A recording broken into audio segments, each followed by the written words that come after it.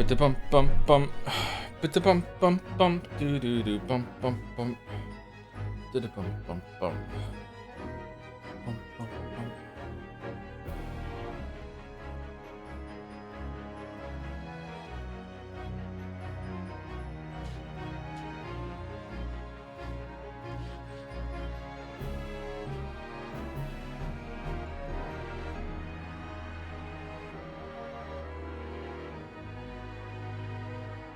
A joke, can you put a free emote, Copio and Joms, please? No, if you wanted a Joms, you gotta pay.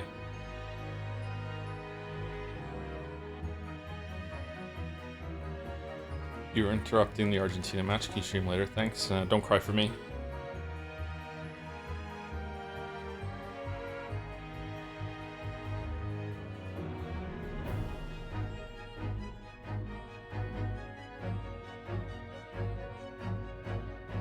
Worth the Joms. Worth the Joms.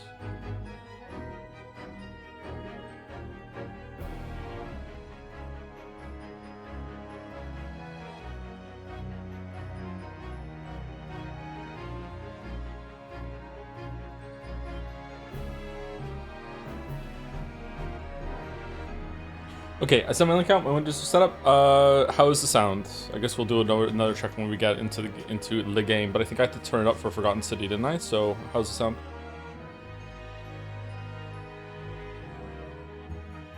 How's it going, Artex Slow? Overall.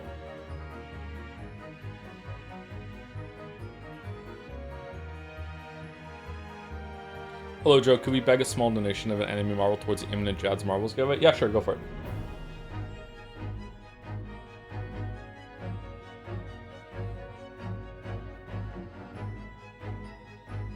There was also a marble given away on Saturday's stream for someone who went onto the Wikipedia Gacha and pulled Moncton in their first round of pulls. A 1 in a 7 million chance, something like that.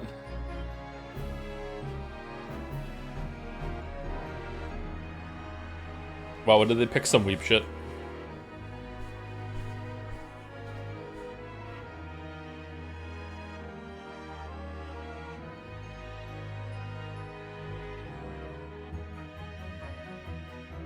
Can you add the greater good at the end of every other Strongheart sentence? The greater good, crusty jugglers, great big bushy beard.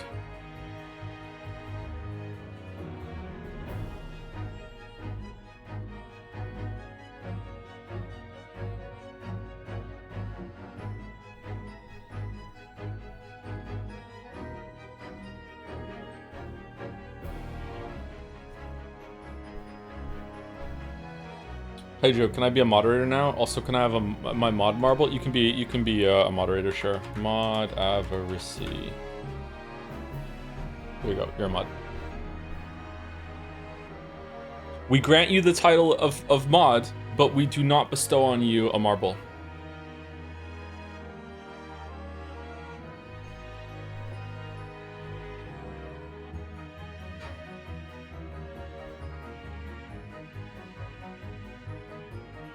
FSR4 is official support for RND 3 cards. Time to buy AMD. I have no idea what these words mean, sorry.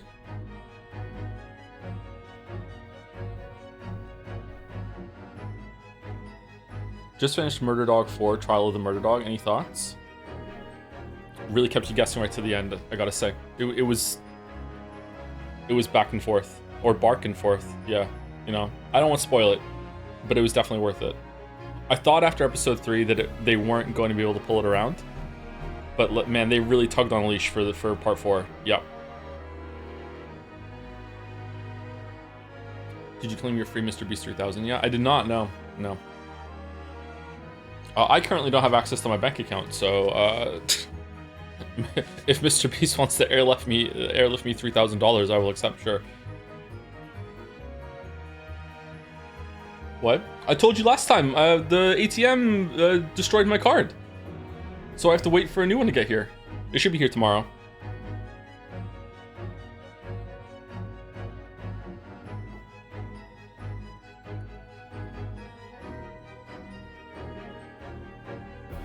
Don't you do online banking, sir? I do, but it's, they told me that that was frozen too until I got the card. And also I need the card number to log in. I could probably set up to use a different login, but I just used the card number. I think even without it, I think they told me, yeah, everything was frozen. Everything is just like, as a safety feature, just in case, you know, someone finds the card. Which is, you know, wild considering how it got lost, but yeah.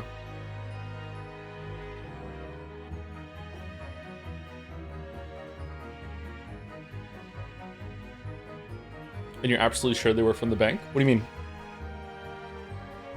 It was an ATM that I lost the card to, and then I called the number on the back of another card that I have from them and double checked it online too to get the right number. Like, yeah.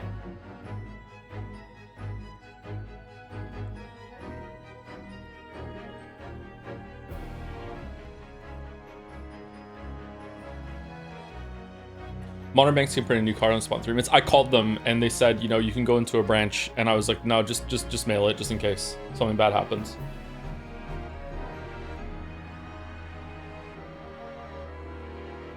It's not a problem. Like I have enough cash that I can be fine. The prepper in me makes me sure that I'm prepared for these sorts of things.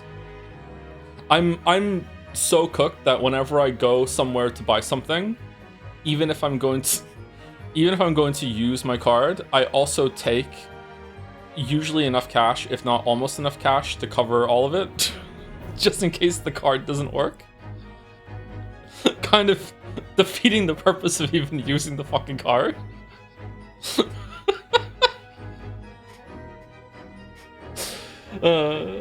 And twice now it's worked out. Once for no reason at all, my card didn't work when I was Christmas shopping. And this time, it probably happened a couple times before that too, but yeah, this time, yeah, I was going to the grocery store and it ate my card, but I had cash on me, so I was able to get what I needed from the grocery store.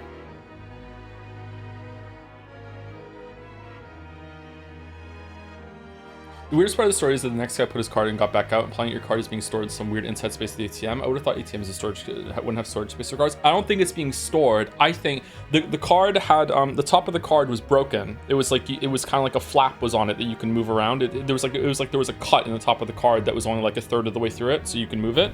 So my guess is that the card went in, it failed to read, because it was already getting kind of messed up. Like I said, the tap function wasn't working on anymore, so I needed a new one anyway. So it went in, and it can't read, and then they tried to eject it, and then whatever, that flap got caught on something, and it just went, error, fuck it, this is gonna get clogged, clear the whole system. And because I think ATMs have the capacity to shred cards, don't they? Like, otherwise people would fuck with them.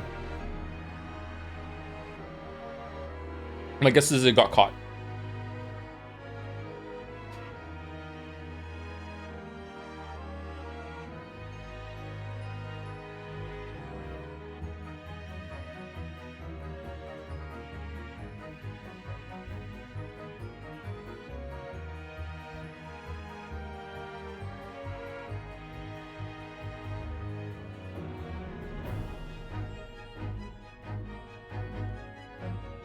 ATMs have a retainer tray where they put cards that are rejected inside or outside. There was nothing like that on the outside of the machine.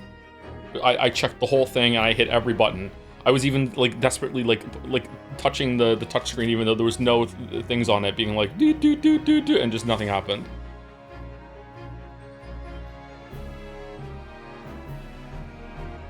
It went on shredder mode, yeah, and started shredding everything.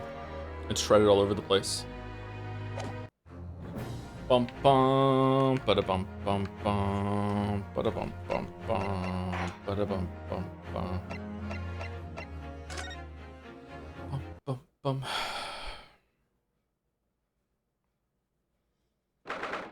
It's required to reject it for a reason, B, if it's broken or reported as stolen. I don't think it said it couldn't read it. It didn't say like fraud detected or account suspended or anything like that. And then when I called the bank, there was nothing. Like he was just like, oh yes, I also knew another card. So I don't know what happened. Yeah, weird. It's my birthday in game. It is Gatsby's birthday outside of game today. Gatsby turned 6. It's the big shit's birthday. Happy birthday again, Gatsby. 6-year-old pup.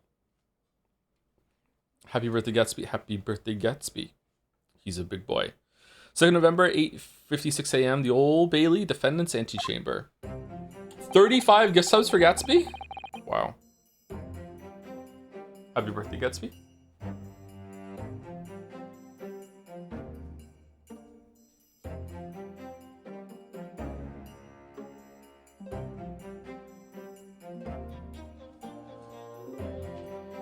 Anyway, sorry that we're late. When I said that we're going to do a Monday stream, I forgot that there was an appointment scheduled for around the time that it started. I'm surprised that we're here this early, actually. I thought we might not be able to start until 3.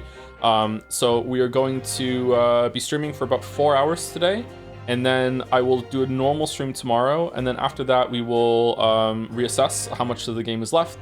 And if Errol tells me that we're going to have to haul ass to get it done for the rest of the week, then we'll probably start earlier on Wednesday, Thursday, Friday to get it done. And if need be, we'll even skip fan art on Friday to see if we can get this finished. Or maybe we'll have to keep the yapping to a minimum. And if you'll forgive me, I need to take my socks off. I'm wearing thick socks, and it's very, very... it's very hot here.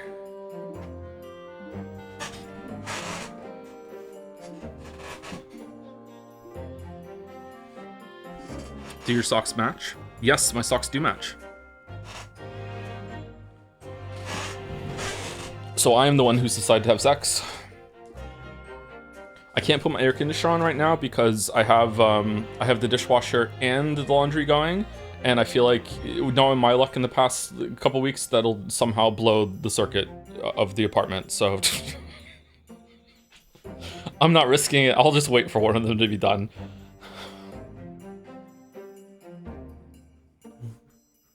With the almost certainly wouldn't. I think I've had all 3 of them running at the same time, but like I just don't want to do it today. It's what's after the Great Ace Attorney? 007 First Light. I think we're just starting that next week.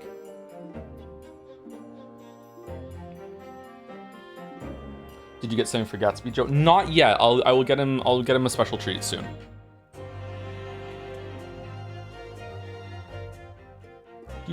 Not yet. Bad puppy owner. I also didn't realize it was Father's Day yesterday until I went and saw the kids, and when I opened the door, they said Happy Father's Day. So, yeah.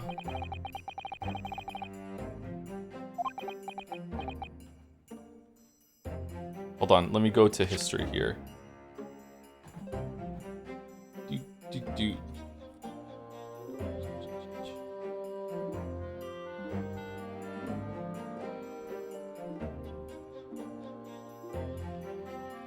Tad late as I had things come up, but now I'm back caught up. I'd like to apologize calling you garbage with a misquoted Bill Wirtz line. Should have called myself garbage instead. In future, I promise to avoid such misquotes. I didn't take it that you were calling me garbage. I just didn't understand. I remember this. Yeah, I remember reading this out loud, being confused. Yeah, I figured it was not directed at me, or maybe it wasn't directed at anyone, but it was kind of weird to see it. I think you're more likely to end up in a situation where you have free time on Friday and early, yap, or read the escapades in the extras, mini vignettes in between in case first game, but who knows? Okay, cool. All right, we should be fine then. Is Dispatch still on the schedule? I haven't been following much news. We'll be doing it soon, TM, but like, there's a lot of games that we need to be doing soon, TM. Unfortunately, we also need to be making sure that we have room to start Great Theft Auto, Grand Theft Auto 6 when it comes out. I would also like to not be too behind on the fact that we need to play Final Fantasy VII Remake for Game of the Year nominations next year, which we'll most certainly get nominated for. So yeah, we'll see how it goes.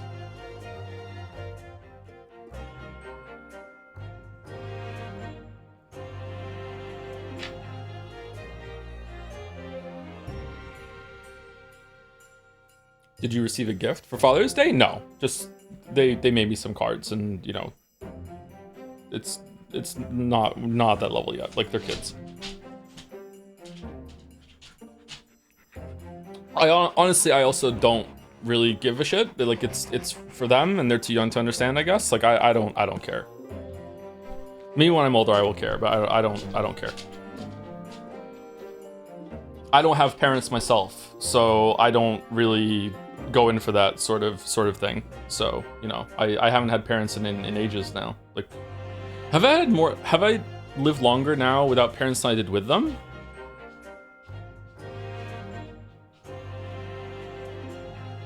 I haven't seen my dad since I was 18. I'm 40, famously so. I haven't seen my dad since I was 18. I moved out in my own place when I was 18, 19. I can't really remember. It was around then. I barely spoke to my mother after that. And then my mother kind of died when I was 23, 24. And then she properly died a couple years later. She had a brain aneurysm, and she was pretty much a like a non-person after that.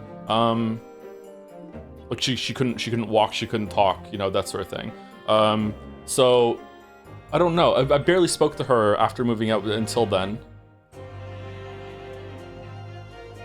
I spoke to my dad on the phone like once in my 20s, I think when I was around 21, and that was the last time I spoke to him.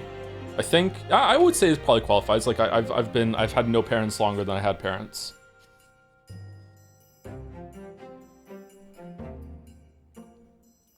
Kinda. Hey, it's her fault. She smoked. Didn't want a brain aneurysm. She just smoked. You're my online father figures. Happy Father's Day, Joe. Fuck, that's terrifying.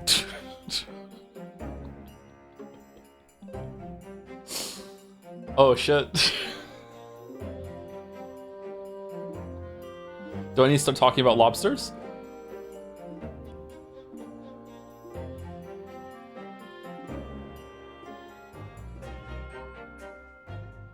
Like, be glad you're not RT. What does RT have a? Does RT go in for the dad role model thing?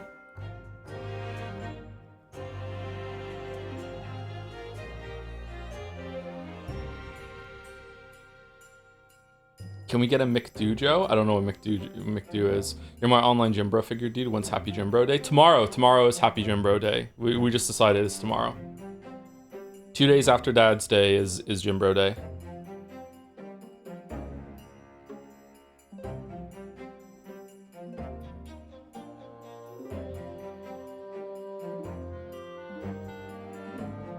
I think most dads don't really want anything for Father's Day. John Oliver actually did a week on this week, where he showed all kinds of fragments of news anchors talking about Father's Day. And basically all the fathers didn't want any wishes and didn't care about it. Yeah, I don't know. I think this is just how... This is the part of society that maybe isn't fair to men, is that, you know, men have to be brought up to be more stoic, don't show too much emotion, be providers instead of receivers, blah, blah, blah, blah. And I think that there is some truth to that, but when it comes to like celebrating fatherhood, I think a lot of fathers is kind of like, this is not compute. I would rather do something for the kids than receive something from the kids on Father's Day. I took the kids out for ice cream last night, you know, that sort of thing.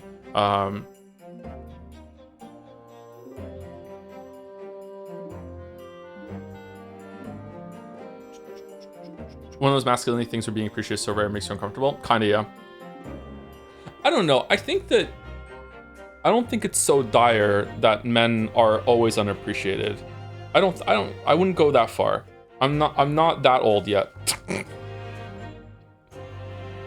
I'm in the Manicube. I'm not in the Manosphere yet. I haven't been pared down into the sphere. I'm not there yet. But I think it's somewhat in that area, yeah.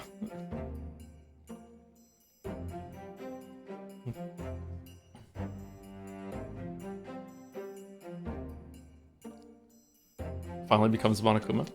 Manocube.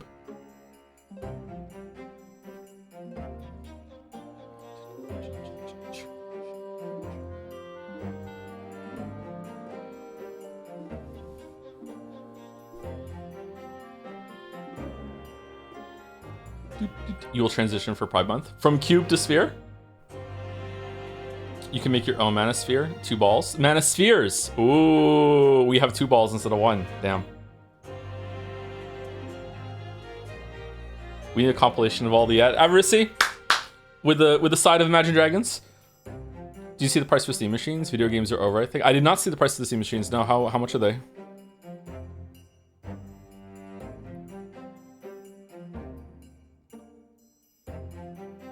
As an dad, I made sure to both do stuff for the kids and accept a few things. It can feel like a thankless job when you're doing it right. Parenting in general is a thankless job most of the time.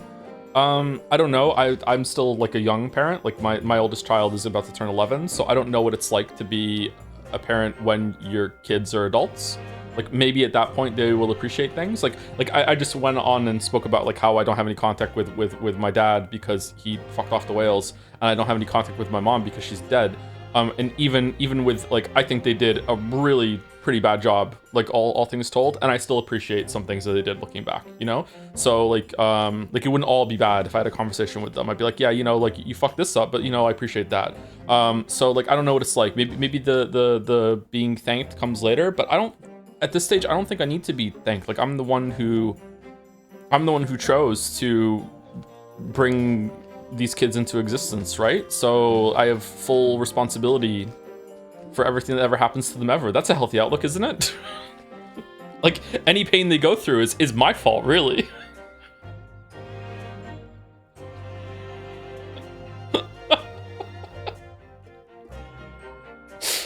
So yeah, I don't think I should be thanked for anything. Yeah, I think it's cringe when a parent goes, you know, do you know how many nights I had to stay awake and I had to change all your diapers for you and all the like what are you talking about? You're my weeb. You're the one who chose to have them. Like shut the fuck up.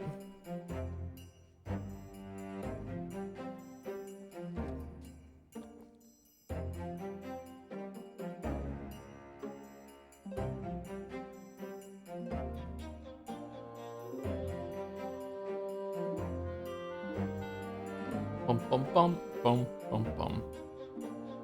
Bum bum bum bum bum. Would that be the thinnest bread criticism sandwich? Huh. Yeah, probably. The pricing of Valve Steam machines has finally been revealed, with the 512GB starting at $1,049 without a controller. Without a controller? 15 to 2,000 CAD. Okay. What are the specs on it? Are we gonna even play the game today? Errol told me that we're gonna have free time on Friday, and now I'm lost to the wind. I'm in the dark playground. Okay. Steam machine specs.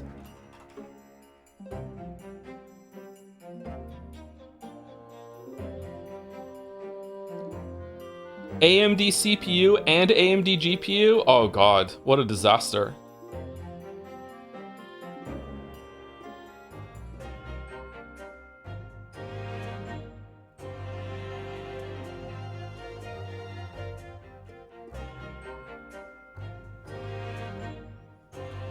Okay, so without a controller, it's 1,509 Canadian. 512 gigabytes. 512 gigabyte with control. They couldn't make it around 1 terabyte. There's no 1 terabyte option. It's either half a terabyte or 2 terabytes. What the fuck, Gabe? All right, and then going up to a terabyte means that it's an extra $400 for 2 terabytes. Oh, it comes with extra face plates. Well. Okay, everything else is the same. Okay, all right. Semi-custom AMD Zen 4 C6/12T. Oh wow, that's a good one. Semi-custom AMD RDNA 3 28 CUs. Oh shit, I was hoping for 32 CUs, but I guess I can live with 28.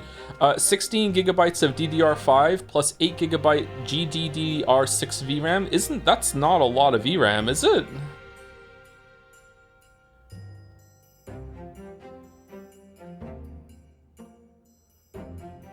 Small 4-factor 6-inch cube. Really? It's only 6 inches. Wow. I'm a man, so I have no idea how much that is actually. For whatever reason, that measurement is like can go either way in my mind.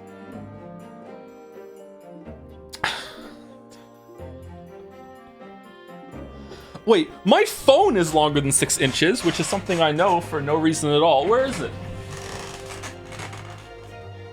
What are you talking about?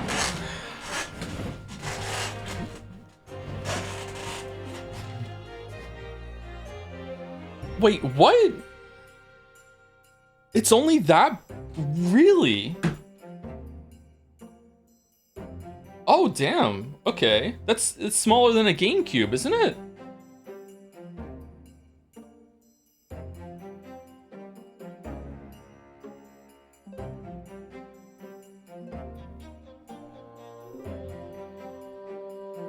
Did you measure your penis using your phone? What? Bro, Bro, why are you saying the quiet part out loud after the joke? What the What the fuck? And yeah, obviously, who hasn't? Yeah, holy oh man. Really? That is not a that's a small machine. Okay, interesting. Okay, I don't know. The prices of computer parts right now, like this might not be that expensive. It was funny though on Ban That. Did the chatter get banned?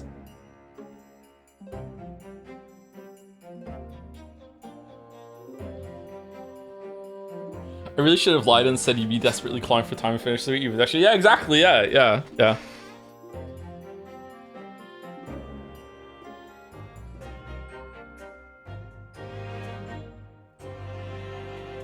It's up to you if you want to enjoy the ban. If you want to ban the chatters asking about your peanut. I mean, I'm enjoying the attention, to be honest. I don't know if this is expensive or not. I don't know if this is expensive or not. Happy Father's Day, everyone.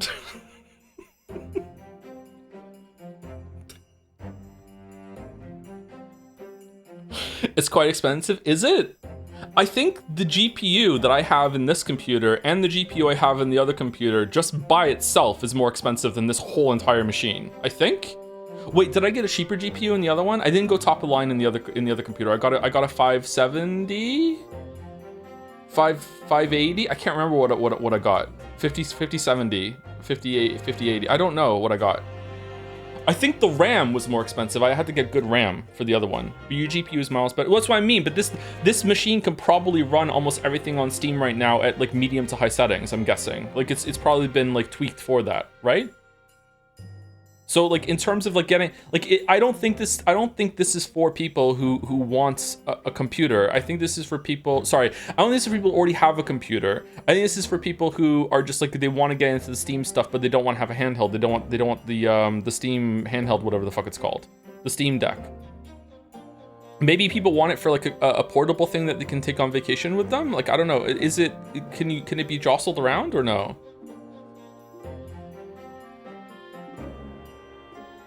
If you want a comparison, I just measured my GameCube. It's pretty much the same size. Not sure about the height. Did you put your phone up to it or what? Like how did you measure it? I also think they're intended for being after being a home theater PC. Yeah, that's true. It's much easier to put this thing up to a TV and plug it in. Could you rig this thing in order to get TV on a T? Sorry, to get like TV on a TV, to get like Netflix on a TV and stuff, probably, right?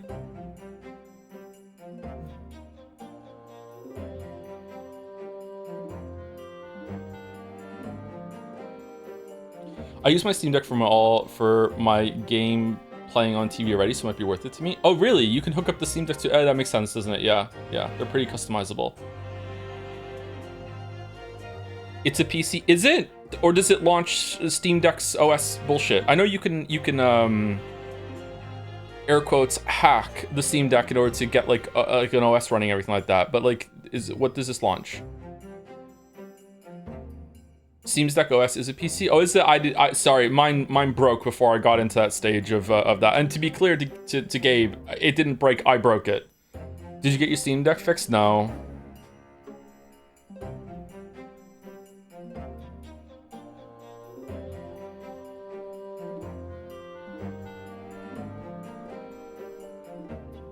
You called Linux bullshit. Get him? It is bullshit. It is bullshit. My worst experience trying to play games on a TV ever was with the what were they called? The SNES Mini, the NES Mini or whatever. And they're like how did Nintendo think that this tiny little fucking like smaller than my phone cord that would connect the controller to the SNES Mini, like how is that acceptable? It was so fucking short. You can't even get to the couch. What are they expecting people to do? If you go to power menu on Steam Deck and press launch desktop mode, it'll just open a normal ass desktop. Oh, will it really? I didn't fuck around with it that much. What did I play on the Steam Deck? I played Tunic. I played Enter the Gungeon. I played Vampire Survivors. I tried to play Elden Ring. Surprisingly, it worked. It ran. It didn't run very well, but it did run. It did run like 20. Like it ran better than Bloodborne on PlayStation.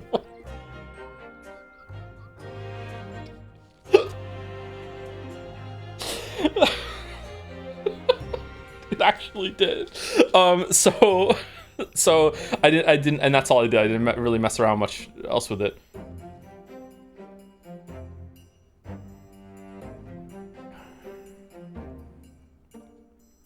I did an entire playthrough Elden Ring on the same deck. That's cool.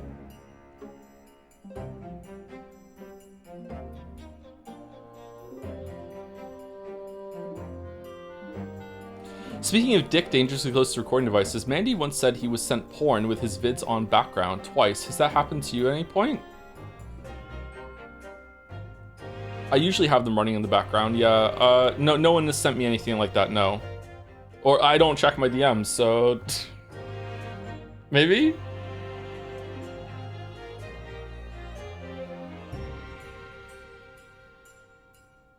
Did you enjoy Forgotten Sands? I did, yeah, it was good. I'm looking forward to playing it more on Saturday. I really didn't like it at the beginning, but I got into it like maybe an hour in. It was like, okay, cool. I can fuck with this, yeah.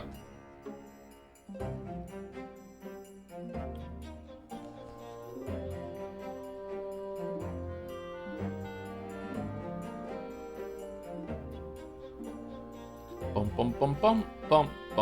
Who's the last person we said thank you to on Saturday? I remember saying thank you to Commandal86. Did I say thank you to Archon Zach? I think that might have came in right when stream ended. Thank you Archon Zach for 7 months.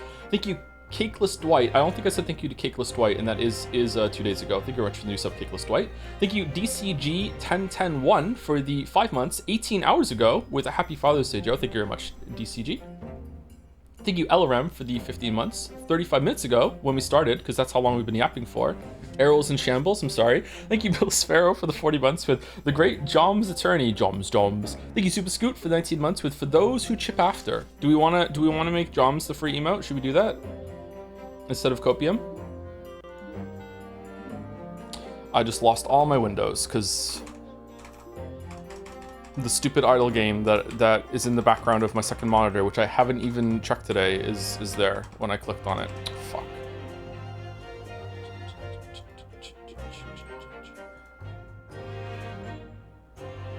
If Joms is free, we can't use it elsewhere though. You can. If you subscribe, you can use the free emote somewhere else, yeah. Is Copium still even here? We have fresh out of Copium, it's true, yeah. Yeah. Thank you, Super Scoop, for the 19 months. For those who chip after, thank you. Thank you, Darkwell Duck, for the 8 months with Prime sub for a Prime stream series. Ooh. Thank you, Eve the Epic, or Evie the Epic, for the 10 months. Thanks to the amazing stream show. They got me through my first year in uni, and for the first time in my life after trying and dropping out 2 times before. Congratulations for getting through it. I didn't finish university, for the reasons I spoke about earlier in the stream, yeah. I don't think I'm ever gonna go back. I don't think I need to, but I do feel like sometimes that I missed out on a bunch of life in that period, yeah. But oh well. Thank you, Justa, for the 52 months with A man walks into a bar with a slab of asphalt. He says to the bartender, "Can I get 2 drinks? 1 for me and 1 for the road." Isn't it true that other places in the world say asphalt different? Did I just say it like wrong to some people in chat? Asphalt? Asphalt? The asphalt? I say asphalt.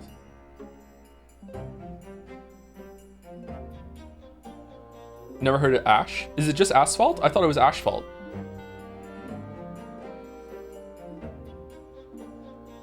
No one says ash? I do.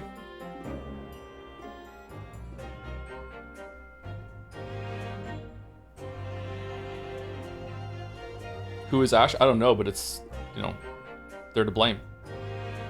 Archfalt? I'm in the UK and I say asphalt. Oh, have I mixed both of them up then? Have I mixed like the beginning of the UK one and the end of the American version? Because I am a child of both parts of the world.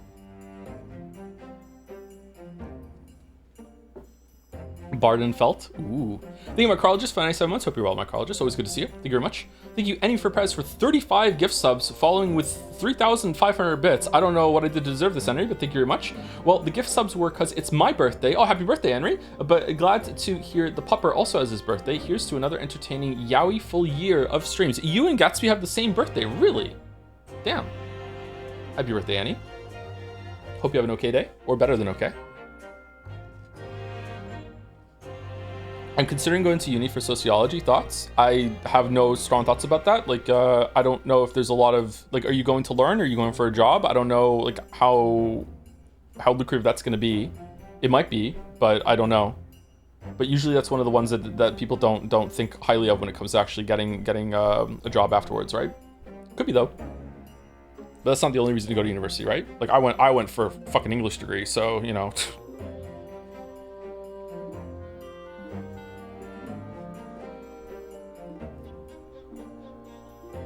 Oh, I'm a holiday makes Joe uncomfortable. Happy Father's Day. I don't think it makes me uncomfortable. It just, I don't, like, I'm not like, hell yeah. Mother's Day is a much bigger deal. For sure. Thank you very much for the gift subs and the bits, Annie. Thank you. Thank you, Hell It's Mouse, for 1,500 bits with please purchase something nice for the good boy to chomp on. Happy birthday, Gatsby. Happy birthday, Gatsby. I will let him know. He's not in the room with me right now, Mouse. Sorry, he's on the couch. That's his. I will get him a special treat. I'll go get him some bully sticks. He likes the bully sticks. He hasn't had one of those in a while. He's off his meds right now too, and so far his eyes have been. It looked like one of the scabs was coming back. If you don't know, Gatsby has been on medication for a couple months now because he develops scabs around his eyes that they bleed. He scratches them and they bleed. So he was on antibiotics and he was also on anti-allergens for a while. He's been off the antibiotics for about a month now, and he's been off maybe a little bit longer than that, and he's been off the anti-allergens for about 2 weeks.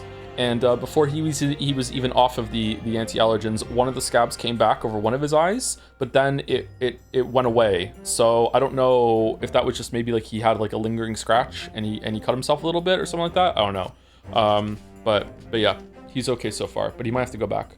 I'm hoping that when I move, it'll probably go away. I just have this like intuitive suspicion that there's something in this apartment that he's allergic to. I don't know why I think that, but I noticed when we first came here that he reacted poorly to something in the place. Like his mouth became brown.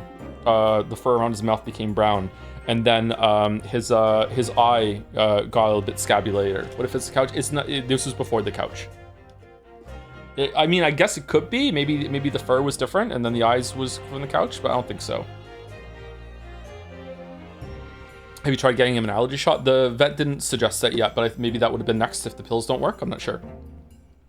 It's definitely in the microwave. It might be. Asbestos? If it's asbestos, then I'm fucked too.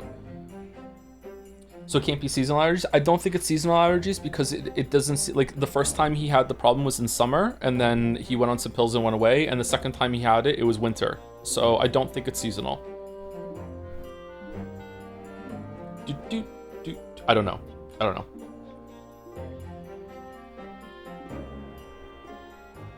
I got my dog Cyberpunk injection, Cytopoint injection. Sorry, Cyberpunk injections would go hard, which helps so much with his allergies. Okay, maybe we can talk to the vet after about that if they come back without the pills. Thank you, Darfkurt, for the 33 months for those sub after. Thank you very much. 24 minutes ago. Thank you, Sutema, for the bits. Happy belated Father's Day, Joe. Hope you did something fun with your kids. We went out to get some snacks, and then Finn wanted something from somewhere else, and then he wanted McDonald's ice cream, and then we went to McDonald's to get ice cream, and the ice cream machine was broken. So then we went to Burger King to get a milkshake, and they were closed, and then I had to take him like really far away to get something else instead. So it was a whole odyssey last night.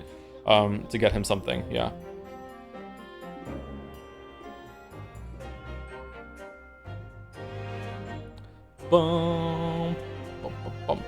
Usually that place's ice cream machine isn't broken.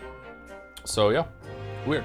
And the last set on my list, and then we can start reading hopefully, is from The Last Curry Rice for 19 months with Happy Father's Day to Joe and all the Chan fathers. Ooh. Yeah, if you made a Chan, if you're a Chan daddy, then maybe, yeah. Happy Father's Day to you. Thank you very much, Last Curry Rice. I could go for some butter chicken with some rice. I haven't had butter chicken in ages. I need to learn how to make it myself, but it's actually quite complicated. I've looked up some recipes for butter chicken, and it's not the easiest thing in the world. It's not like putting some chicken in the air fryer or making a stew or whatever. There's like steps to it and shit, but I don't like buying it frozen. I like to make my own. Thank you, Dick Cheney, Ace Attorney. Wow. Tier 2, 70 months. Happy Dad Upon this day to all who celebrate. The best name for this series. Thank you very much, Dick Cheney, Ace Attorney. That and Henry Roosevelt. Standout chatters, thank you very much. And last on my list is the Krakonis for 20 months with, hey Joe, got a chance to talk to Robin Hobb last Friday. And she wishes you luck on what I vaguely described as a project about the Witcher series that a fan of hers was working on. Very lovely person, by the way. Really? You spoke to Robin Hobb? I hope she's doing well. I love her books, yeah. Those are really important to me. I started reading Robin Hobb's books when I was 17, I think. Yeah. I remember taking one of the books to high school with me. It was just a gigantic fucking book, like 700 pages or whatever. And someone came up and was like, "Is that for one of the classes?" And I was like, "Yeah, sure." Had a big dragon on it. Yeah. Hope Robin Hobb's doing well.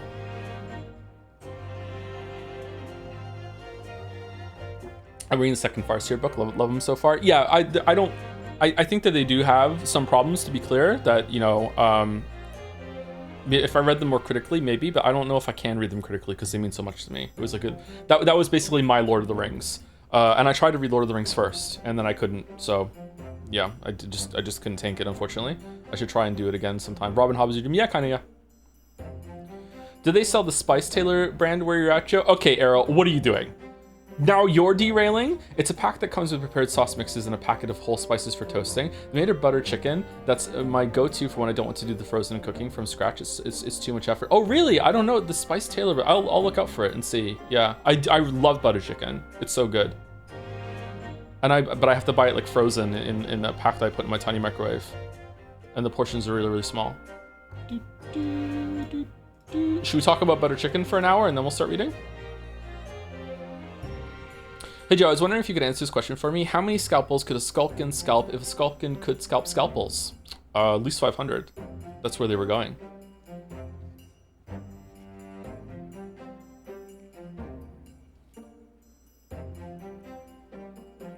Don't let him dim your sparkle. What the fuck? What happened last stream of Ace Attorney? Were we going into the trial? We spoke to Gregson's dead. And Van Zeeks is the one that is thought of to be the culprit, and he agreed that we could be his lawyer. Very Ace Attorney 2 or 3 whenever Chadworth was on trial. Then Kazuma is also going to be the prosecutor, and I don't know what the fuck Strongheart's doing. Right? Huh, okay. You know what's interesting to me? That it doesn't matter when we start, it still takes almost an hour for most of the viewers to show up. Even whether I do yapping in the beginning or not. I thought maybe it was like maybe some people don't get off work until later on into the afternoon, but no, it just takes a while. Huh. We also had sex with Van Zeke. We did have sex with Van Zeke in our minds, yes.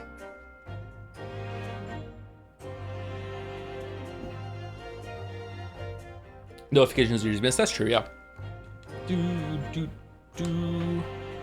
I wonder if there's a bunch of people that watch that watch the VOD on ×2 speed, and when they catch up to it, then they're a viewer. Is that what people do?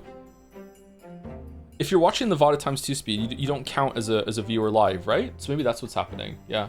Thank you, Sherby, for the 6 months also. Hi Joe, quickly stopping by to thank you for the great streams this year. Looking forward to more. Also, thanks for inspiring me to pick up the original Ace Attorney trilogy as well as the Great Ace Attorney. I've been enjoying them a lot. Yeah, they're really well written. Yeah, they're very funny too, which means a lot to me. Being funny is hard with like structured writing. Yeah, very, very hard. Hope you continue to enjoy it. And thank you, the Bok Choy Boy, for the 6 months. That's fun to say. Thank you very much. Oh, the washer's done. All right, so the Old Bailey, Renoski. There's that old familiar feeling again, the crushing pressure of this historic courthouse. Actually, no, it's a little different today. How's it sound? There's an even more menacing tension in the air. That's so true. There's a menacing tension in here today, isn't there, I suppose? Yes, I think so. It could only be the result of the menacing appearance of the defendant. A little more courtesy, if you please. A little less conversation, a little more action, please. Oh my, I do apologize. However, you're certainly not mistaken that this trial is far from ordinary. What do you mean? I'm not privy to the details. However, I understand that no jury has been selected. A trial without a jury? Well, that's just like the trial of the professor 10 years ago. What do you mean, no jury? A closed court. Good morning, my dear fellows. Mr. Sholmes. Have you made a note of my hair, Mr. Naruhodo? An outright victory for science, you must agree. I love Holmes so much. So much. To be perfectly honest, so much happened yesterday that, well, I completely forgot about your little hair problem. Ha! What to one man is a little hair problem, is to another a day of drinking dubious potion after dubious potion. Do you have one that stops hair thinning? Because I would be really interested in that. You have no idea how my stomach ails me this morning. Ugh. Oh dear, how awful for you. I'm afraid you only have yourself to blame, Mr. Sholmes. How do I get it without being able to see a doctor? Fuck it. Again, good morning to you, Mr. Reaper. Okay, I can just go out and just yell it into the street and someone will bring me some? I'm delighted to see you looking so full of vim. Vim! And I see London's celebrated great detective is as active as ever. Oh, you exaggerate, my dear fellow. Compared to my paltry engagements with a few trivial cases, the Reaper's overbearing presence is a far greater deterrent to the black roots of crime in our capital. Oh, you know what? Now that the washing is off, I can put the air conditioner on. Be back, 1 second. It's hot in here.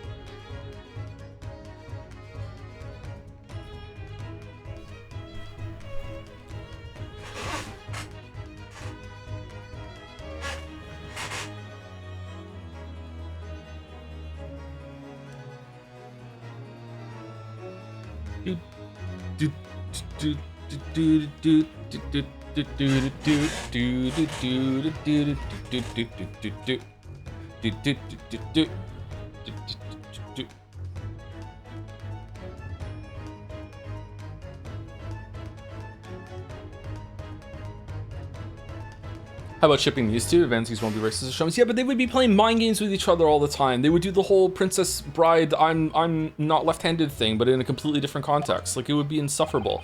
And whilst I may not agree with your methods, there is at least one point on which I would readily commend you.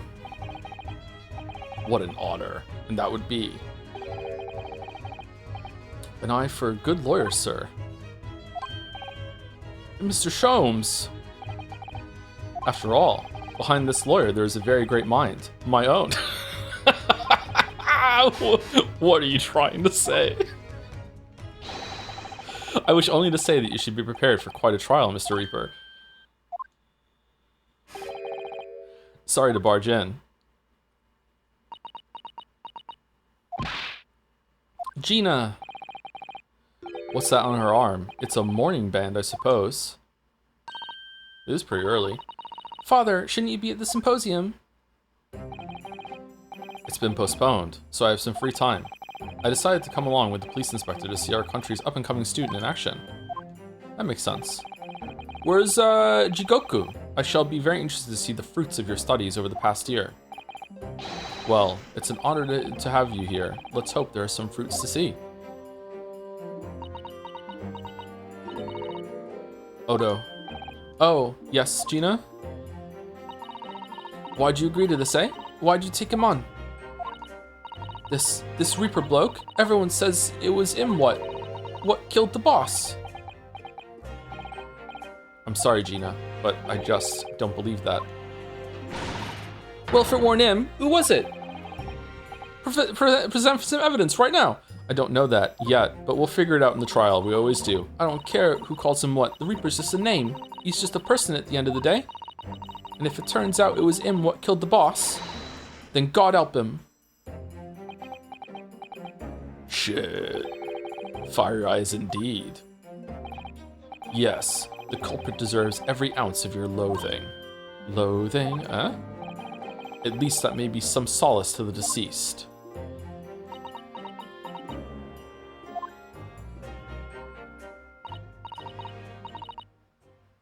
Gina's a redhead? What the fuck? But please, Odo. Get whoever did this. For the boss. Oh, Gina-san. I ain't feeling like this useless. But I ain't feeling this useless, but there's nothing I can do.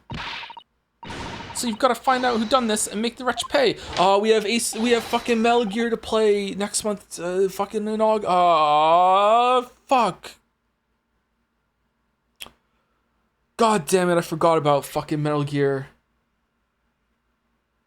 Oh shit! How long is that gonna take? How long is Metal Gear fucking 5 gonna take? How long is Peace Walker gonna take? You don't have to play. I do have to play. It's gonna be so high. Fucking hell. Counsel of the defense and the defendant. Court will be in session shortly. Make your way into the courtroom at once, please. 5 is at least 3-4 weeks? No fucking way. Oh, alright then, here we go. It's time, Mr. Naruhodo. Lord Van Zieks. How long is Metal Gear Survive gonna take us? One who lost his treasured brother to a mass murderer. One who lost his treasured father in a foreign court of law. And one who lost the man who helped her escape destitution. Did he though? All that misfortune, all that pain, on course to collide headlong in this trial. It's time to shine a light on all these dark events. And whatever truth is revealed, we're going to have to look it straight in the eye. Straight, you say? Did Sherlock know Kazuma's connection and was like, I can't let this guy get to the UK and try to just like get him off the... Is he that? Like that's like fucking Sherlock on BBC levels of like, he's not just smart at this point, he's just fucking psychic all-knowing. Like no way. 2nd November, 9:20 a.m., the old Bailey courtroom. Oh shit. In the name of Her Majesty the Queen, I hereby declare this court to be in session. We are here to conduct the fair and just trial of the defendant, Brack Von Zieks, which is why there's no jury. Counsels to the defense and prosecution, are you ready to begin? The defense is ready, my lord. Oh, there's still an audience. Why no jury then? Okay. Is this like a Pokemon battle to them, having the two foreign lawyers go at it head to head? The prosecution is more than ready. Oh, Kazuma-sama. I've been wishing to see you in court again for so long. It feels... But I never pictured it happening like this. Okay, I read that wrong, sorry. I never thought I'd be facing you behind the prosecution's bench. Can we have one of the swords? The so-called Reaper of the Bailey has been a scourge like no other, undermining Her Majesty's justice system. Today we must uncover the truth behind the scourge. They don't have to tell you yet. This is a good private entertainment to them. How chuffed are you that you got to use the word tell you there, Errol? Are you like, you know, chuffed to bits? Like what's going on? In other words, Sumari, this trial is going to be a lot more far-reaching than Inspector Gregson's murder. The truths revealed by these proceedings may have unpredictable repercussions through the judiciary.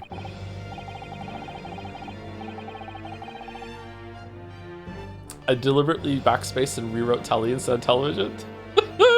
Accordingly, they are to be conducted as a closed trial with no members of the public present. By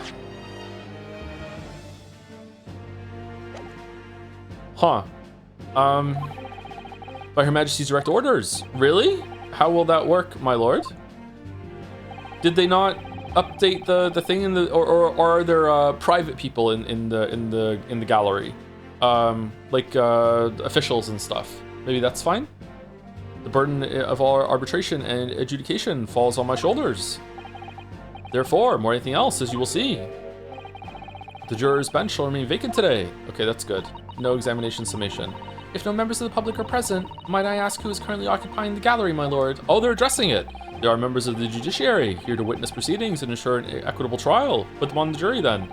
Members of the judiciary. Oh my, this is a very unusual trial already. Oh man, the pressure. Holy shit. There is, of course, another unprecedented aspect to these proceedings on which I must elaborate. The counsels for the prosecution and the defense are both aliens of Great Britain. I believe it takes an outsider to see the truth sometimes. And as I stand here in this courtroom now, I'm quite certain. This is the reason why I had to come to Britain. Kazuma, the fuck you talking about?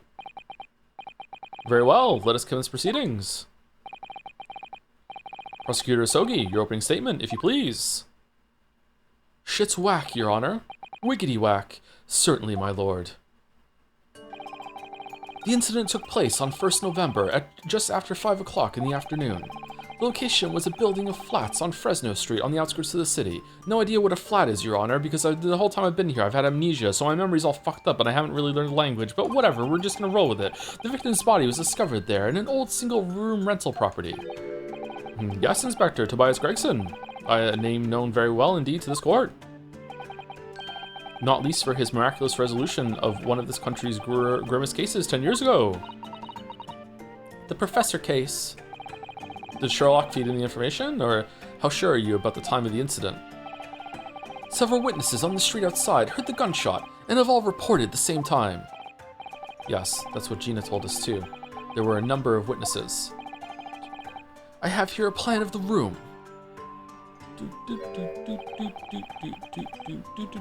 The victim was found curled up in one corner. It's believed that he was shot from the front at point-blank range and died instantly. How has the range been determined? We're just guessing, Your Honor. There were scorch marks around the entry wound. Such marks are caused by the gunpowder used to fire the bullet. But powder hot enough to leave scorch marks is only ejected a few inches beyond the end of the barrel. In other words, Sumari, it only happens when the target is at point-blank range. Oh, my throat hurts. What the fuck? Uh-oh. Like, not in from talking way, just kind of like maybe sick sort of way. Oh, fuck. I see, yes. Thank you for the detailed explanation, counsel. The autopsy report has been entered into the court record. Inspector Gregson's autopsy report stating that death was instant, resulting from a bullet shot at close range. The murder weapon was found lying beside the victim. And have you managed to ascertain the owner of this firearm? Fuck no, my lord. No, not conclusively. Bravo, Kazuma-sama. Basic lawyering detective work. For not trying to use the gun as evidence when its provenance can't be proven. Huh. Furthermore, my lord, as I've explained, the revolver was fired at extremely close range. The bullet passed through the victim and struck the wall behind him. There is a candelabrum mounted on that wall. I don't believe this. I think it's backwards. We're gonna see this inverted at some point. The shot came from outside.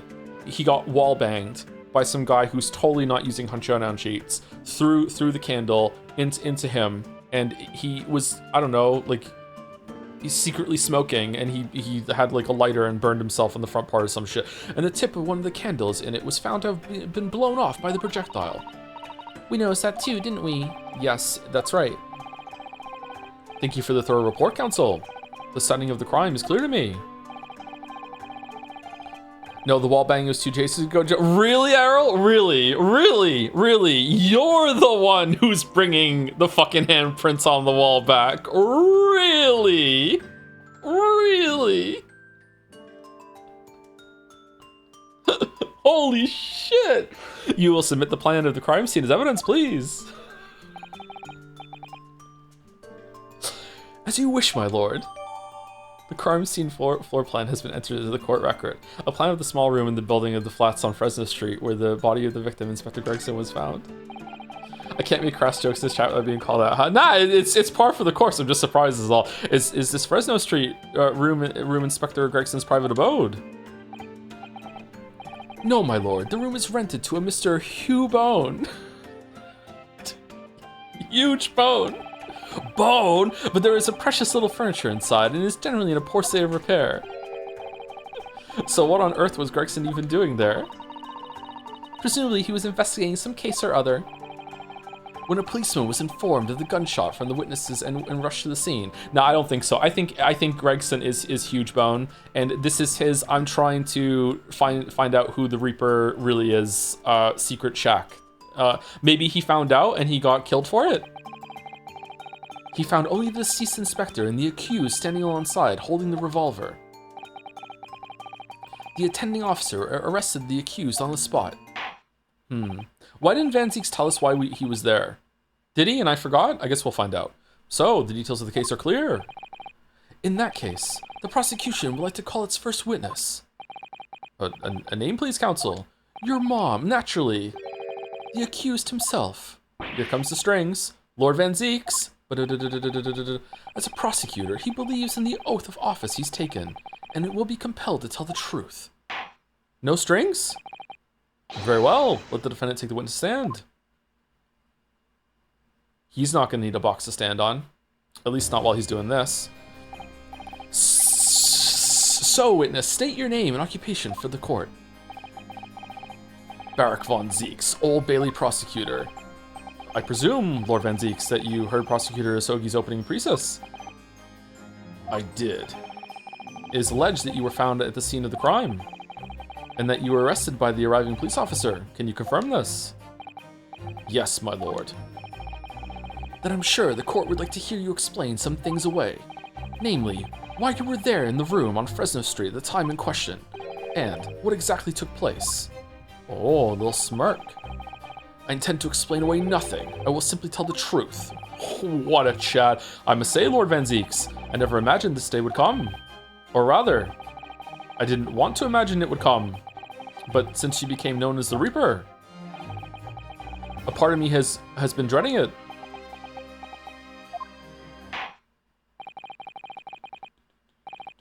Your formal testimony, then, witness. God, the judge is so hot. Really? Of all the men that are in this room right now, and you're thirsting on the judge? What? What?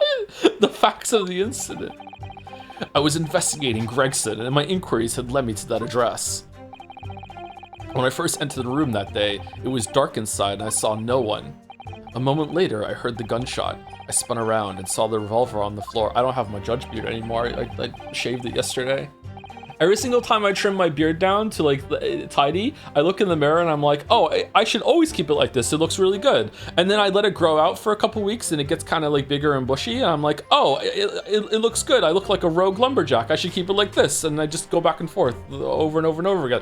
Just as I picked the firearm up to examine it, the door flew open and I heard a man scream. It was only then that the body of the Inspector Gregson appeared before me. Okay. Japanese judge is hotter. Oh yeah, I agree. Yeah. Does the Gilf Hunter agree with that too? The one who said it? Thank you, Dev152 for 28 months. Happy Father's Day, Joe. If I may add a single purification drop into the Fire Emblem Three Houses Poison Well, it does have full voice acting, so it's not a reading game. Oh, does it really? Even the hangouts between schooling? Is it? Gilf, more like Jilf? All right, I respect that. It does? That's cool. The Persona 4 remake is going to have it all voiced too, right? I think the chat said that, so that's good. Who does Ben Starr play in Three Houses? That testimony was the whole truth? It was. So, you heard a shot being fired in a room with no living occupants, and moments later, a corpse somehow appeared before your eyes. Is that it? You're right, you haven't explained away anything. In fact, that would barely qualify as an excuse. I thought you were my mute apprentice. Yet it turns out you have a way with words, Prosecutor Isogi. Ooh.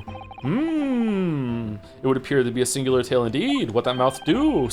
Singular isn't the word, it's laughable. I can't keep Kazuma's voice all that well, sorry. What's got into Kazuma? He's not behaving like himself at all. Very well then. Counsel, you may begin your cross-examination. Yes, my lord. Did I miss any strange stream? You might have, yeah, I'm not sure. This is the first one since Friday. So if Saturday was Forgotten City and Road to Empress 2, which was a banger, by the way. Road to Empress 2 has been better than Road to Empress 1 so far. Highly recommend the Walrus collab stream. Like, it's a good time. Starts off way more exciting. It's not retreading the same kind of areas as the first one was. Like, the first one was good too, don't get me wrong, but the second one has been much better so far. So let me read this again because I'm a little confused on what he said. I was investigating Gregson. My inquiries had led me to that address. When I first entered the room, why were you investigating Gregson? When I first entered the room that day, it was dark inside and I saw no one. A moment later, I heard the gunshot. I spun around and saw the revolver on the floor. Just as I picked the firearm up to examine it, the door flew open and I heard a man scream. It was only then that the body of Inspector Gregson appeared before me. Wait, what? Okay, I kind of agree with Kazuma. Like, Van Zieks, you're like me on stream. How did you explain yourself in like the most incriminating, damning way that's gonna make people fucking hate you? What the fuck is your problem, bro? What? When I first entered the room that day, it was dark inside and saw no one. Okay, so you go in the room, it's dark, so dark you can't see anything, and then you hear a gunshot, spun around and saw the revolver on the floor, but it was dark. How did you see the revolver on the floor? Okay, I picked up the firearm to examine it. The door flew open and I heard a man scream. What door? The door that you came in from? You closed the door behind you. So you go into the room. You close the door. It's dark. Then you hear the gunshot. Then the door swings open, and then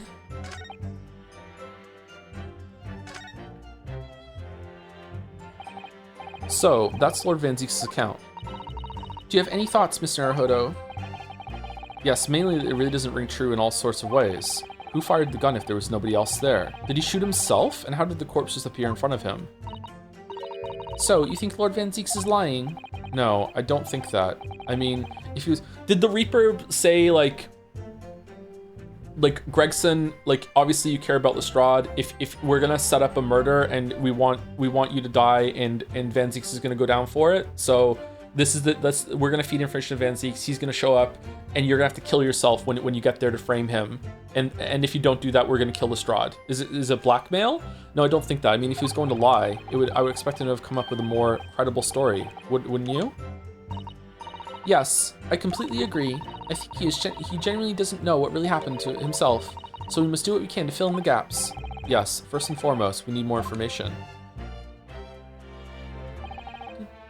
Okay, let's press and see what happens. I'm interested in this.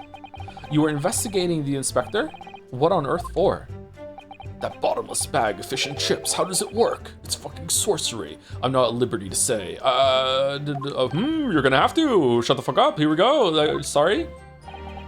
I'd identified a distinct possibility that Gregson was involved in the case I was investigating. Regrettably, though, he was killed before I could secure the proof I needed. Convenient. Is the court to understand, then, that on the day in question, you followed the victim to the scene? No, I was privy to his movements in advance. How? Birds. I stole into his office in the yard and consulted his diary. Gregson has a diary? The address on Fresno Street was noted in the 5 p.m. entry. You illegally entered the man's office. In Japan, that alone would constitute a very serious offense. As it does in Great Britain, I assure you. Is that not the case, Lord Van Zieks? I was aware of the possible consequences. Okay, is Van Zieks secretly a girl failure? And is that gonna make us love him more or less? What are we doing? So, in summary, you were investigating the victim. And yet, you refuse to tell the court why. Are we gonna have like a Shiroya City segment? People were discussing that in stream discussion yesterday. I think fucking Shiroya City might be worth the price of admission for Sekimeya because it's so fucking stupid. Oh my god.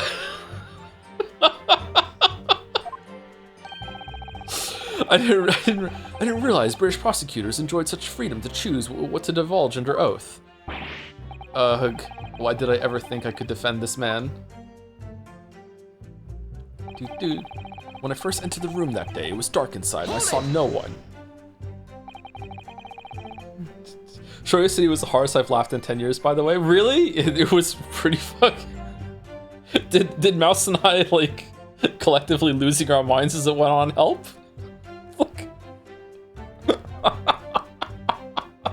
Oh my god.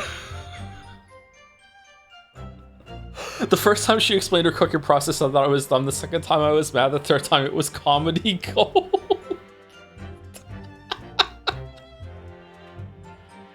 Had you ever been to the address before? No, never. I only learned of the place as a result of my investigations into Gregson's activities. There was no light inside when I entered, so it was all but impossible to make out anything. But at 5 p.m., the sun would only have just gone down. It would still have been reasonably light outside. The room has a window, but it was boarded shut. Very little light found its way into the room from outside, so it was extremely murky inside. No light in your bright blue. I wouldn't have noticed that the victim was already lying on the floor. There was no artificial light in the room, you say? You're quite sure? I'm quite sure that the part of the room where the body was found was very dark. I have a feeling there was a small oil lamp burning on the desk, though I couldn't say for certain. Look, Mr. Naruhodo. There is a small desk in the room just here. Yes, I remember, and there was an oil lamp on it, as well as the framed photograph. Oh, where's Mr. Vigil? Miss Vigil needs her husband back, and Holmes needs the money, rent, the hardest problem. Fuck. When I entered the room, I closed the door behind me and started toward the desk to investigate. And what did you find? You absolutely cannot go straight to Shiroya City. It needs to build up. It needs to build up. You have to. Yeah, I'm sorry. You have to watch the whole thing. Nothing. I never actually reached the desk. A moment later, I heard the gunshot. I spun around and saw the revolver on the floor. So who fired the gun? I don't fucking know. I have no idea. I didn't see anybody else in the room. But you say it was very dark in there. Yes, that's right. All I can tell you is, I didn't sense another's presence.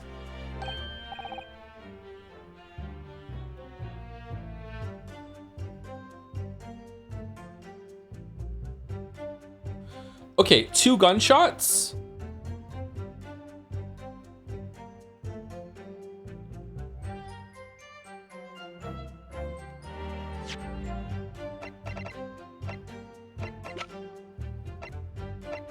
Was he like... Was he already dead when he went... Is there an autopsy report? Time of death? We don't know? Victim was shot in the chest at close range from the front, resulting in instant death. Scorch marks at the point of entry. The bullet exited the body from behind. Caliber of the gun used matches as standard issue firearms from members of the judiciary. Okay, we can't trust this at all because Maria Gory, M. Gory, holy shit. We can't trust this at all, unfortunately. There is no time of death. Okay, was he already dead when he went in and the gunshot was some sort of, something that was rigged up to shoot like a rope that was like that was keeping him tied to the candelabrum, and then he fell over when he came in to make it look like he was shot just there, and also for the witnesses to think that the gunshot happened right then and there. But there's nothing like that on the also rigor mortis. How did he like fall and curl up? The body just appeared. Was he on the ceiling?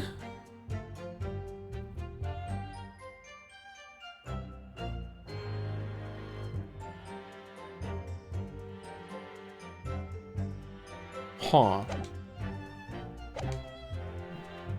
Aha, then could it be that the gunshot actually originated from somewhere outside the room? No, that's out of the question. Oh. Without doubt, the sound emanated from inside the room. I could smell the gunpowder. Ugh, this is going from bad to worse. If there was some sort of like, Rube Goldberg machine kind of setup that was hit on the door, wouldn't there be like some sort of like rope? Maybe that's what the toy is. The toy falls over. It was balanced on the door, falls over, and lands on the gun and shoots it or some shit. Like, that's stupid, but it's Ace Attorney, so... And you say that's the point at which you notice the revolver on the floor. Shot put ball killer is done to get ya. Correct, and I foolishly picked it up. That was carelessness on my part. Yeah, that was fucking dumb, bro. What the fuck? Presumably then, the gunshot you heard came from the firearm that you somewhat hastily took in your hands. In point of fact, my lord, I believe it did not. What? The barrel of the revolver I picked up was cold, and there was no smell of spent powder. But then, where on earth is the gun that was fired? Whilst I would like to oblige you with an answer, I'm afraid I can't. I, too, would dearly like to know that.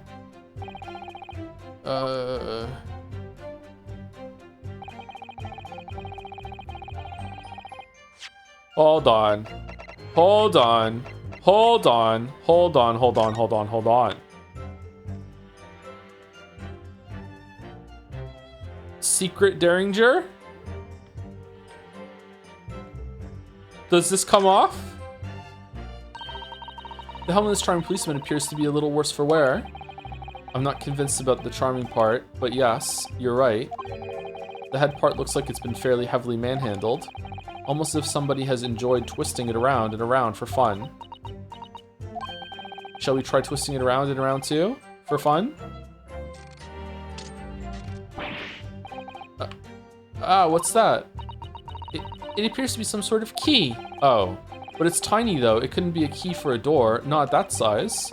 So what is it for, I wonder? A model of British policeman found in the scene, giving a twist causes a key-like shaft to pop out from the base. What the f-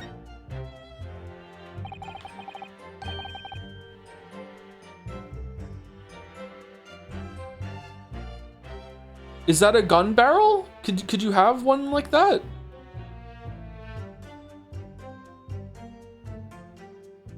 That's definitely smaller than my phone.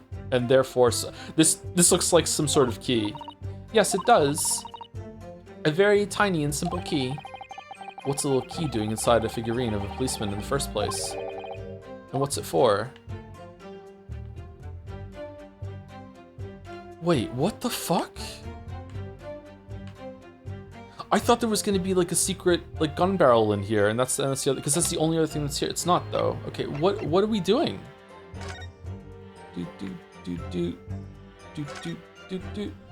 I love mysteries. There are some black marks here. Look. Yes, they look like some sort of scorch marks.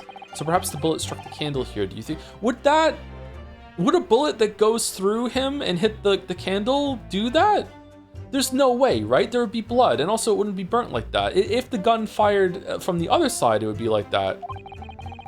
It's only this one candle that's been cracked in half, it seems. Yes, I think you might be right.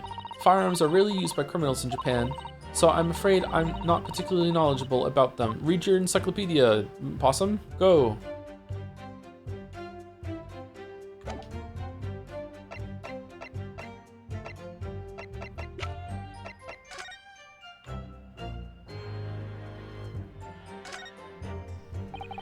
I've always wondered what the underside of a hairpiece looks like. That doesn't surprise me at all, Mr. Naruhodo. You always want to see what lies beneath, don't you? I'm not sure that's quite how I'd put it. You must have to use lots of bird lime to keep it in place on your head. Bird lime? So it doesn't get blown off in a gust of wind, I mean. That might be a little inconvenient when you wanted to take it off again, don't you think?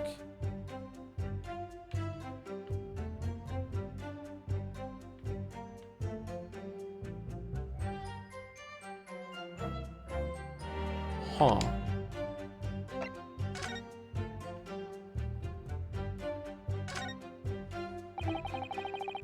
So this is the type of revolver that's standard issue for members of the judiciary then. Can we try firing it? Is it even a real gun? Yes, but when I asked about whether records are kept about who they're issued to, I was told that for the past 5 years they've been engraved with a unique serial number. Oh, but as far as I can tell, there's nothing like that on this gun.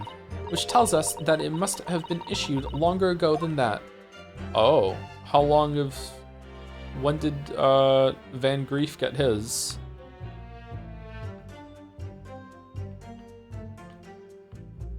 It's a Scotfield. What the fuck? It's a Schofield.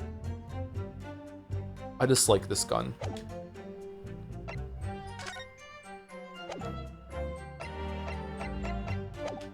Everything's Hunt Showdown to me.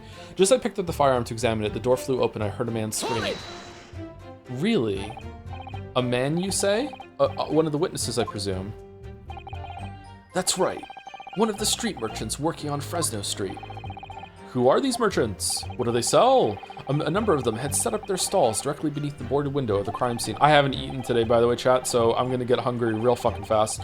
A match seller, a newsmonger, and a peddler. Peddler, not a peddler, peddler. What's a peddler? Cadwell packs so much better, not gonna lie. Yeah, True Shot's the best pistol in the game, I think. A lot of people like the little mat because you get a pocket shotgun, but I don't know, I've never really liked it. Peddler. Peddler is an itinerant trader who travels from place to town or door to door to sell wares directly on foot. Okay. Peddler is a part of the fur trade, according to Wikipedia. Peddler is a term used in Canadian history to refer to English-speaking independent fur traders from Montreal who competed with the Hudson Bay's Company in Western Canada from about 1770 to 1803. After 1779, they were mostly absorbed by the Northwest Company. Okay, I doubt there was a Canadian fur trader in Fresno Street, so... Peddler is just a different version of peddler, I guess. Okay.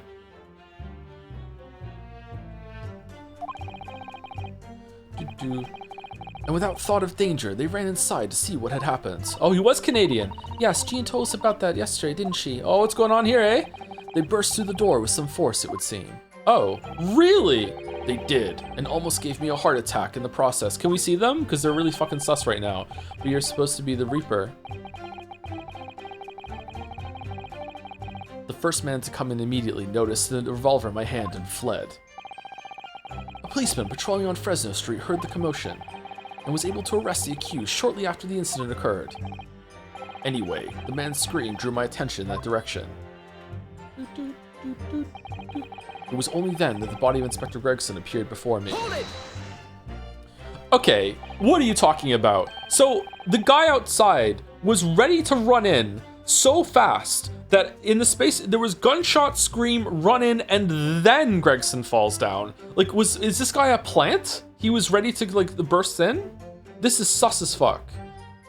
Haymaker is a funny gun in Hunt to use. I like it. Yeah, it's a bit too unwieldy for me. That and the uppercut, they just feel heavier because they deal so much damage, right? But they are pretty good guns. Yeah, I like the PAX True Shot. That's my favorite pistol. I can land shots on that better than most rifles, actually. What do you mean by that? In what way did the body appear? No more dum-dum rounds though, so that's sad. I honestly can't explain it, but it's the truth. As far as I was concerned, the body hadn't been there until that point, and then suddenly, there it was. Floor panel that can flip over? Did you perhaps hear the sound of the victim falling to the ground just beforehand? At that moment, what I heard was the sound of the door flying open, and the scream of the man who came inside first. Nothing. Oh, he was taped to the door! He was taped to the door, and the force of the door being flung open made the tape release, and then he flew across the floor, hit the fucking wall, and in hitting the wall, made the shot put ball that was balanced on the ceiling move over, that made it fall down and knock the candle, and also made it like smoke appear somehow. It was, and then the shot put ball is made out of smoke, and then it just disappeared. There you go. The shot put ball killer has done it again. I see. After the man fled, I examined the body. I was stunned to find that it was Gregson. Are you sure it wasn't Kinzo in disguise? Most curious circumstance indeed. How the inspector was killed, or how his body seemed to appear out of nowhere, I have no idea. Objection. Surely the court has heard enough. My lord, the cross-examination is clearly revealed that the accused, Barak von Zieks, is lying on multiple fronts. What is that supposed to mean?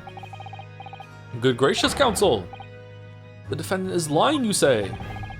In his testimony just now, he claims that he failed to notice the victim's body because the room was dark. Okay, dude, did you just present evidence to him? That's what we do! That's correct. No, that's impossible. As proven by this candelabrum.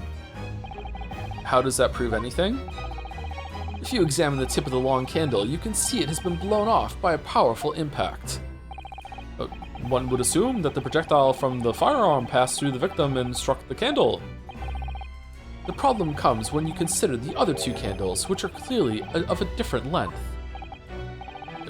Yes, I can see that only the candle that appears to have been struck by the bullet is long. We could reasonably expect someone to have lit all 3 candles together. Okay.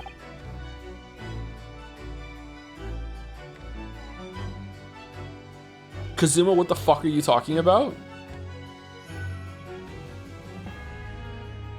Okay, is your argument now that all 3 candles were on when Van Zieks went in, and when the bullet shot, it knocked one off, and the other 2 kept burning down? That's what the argument is?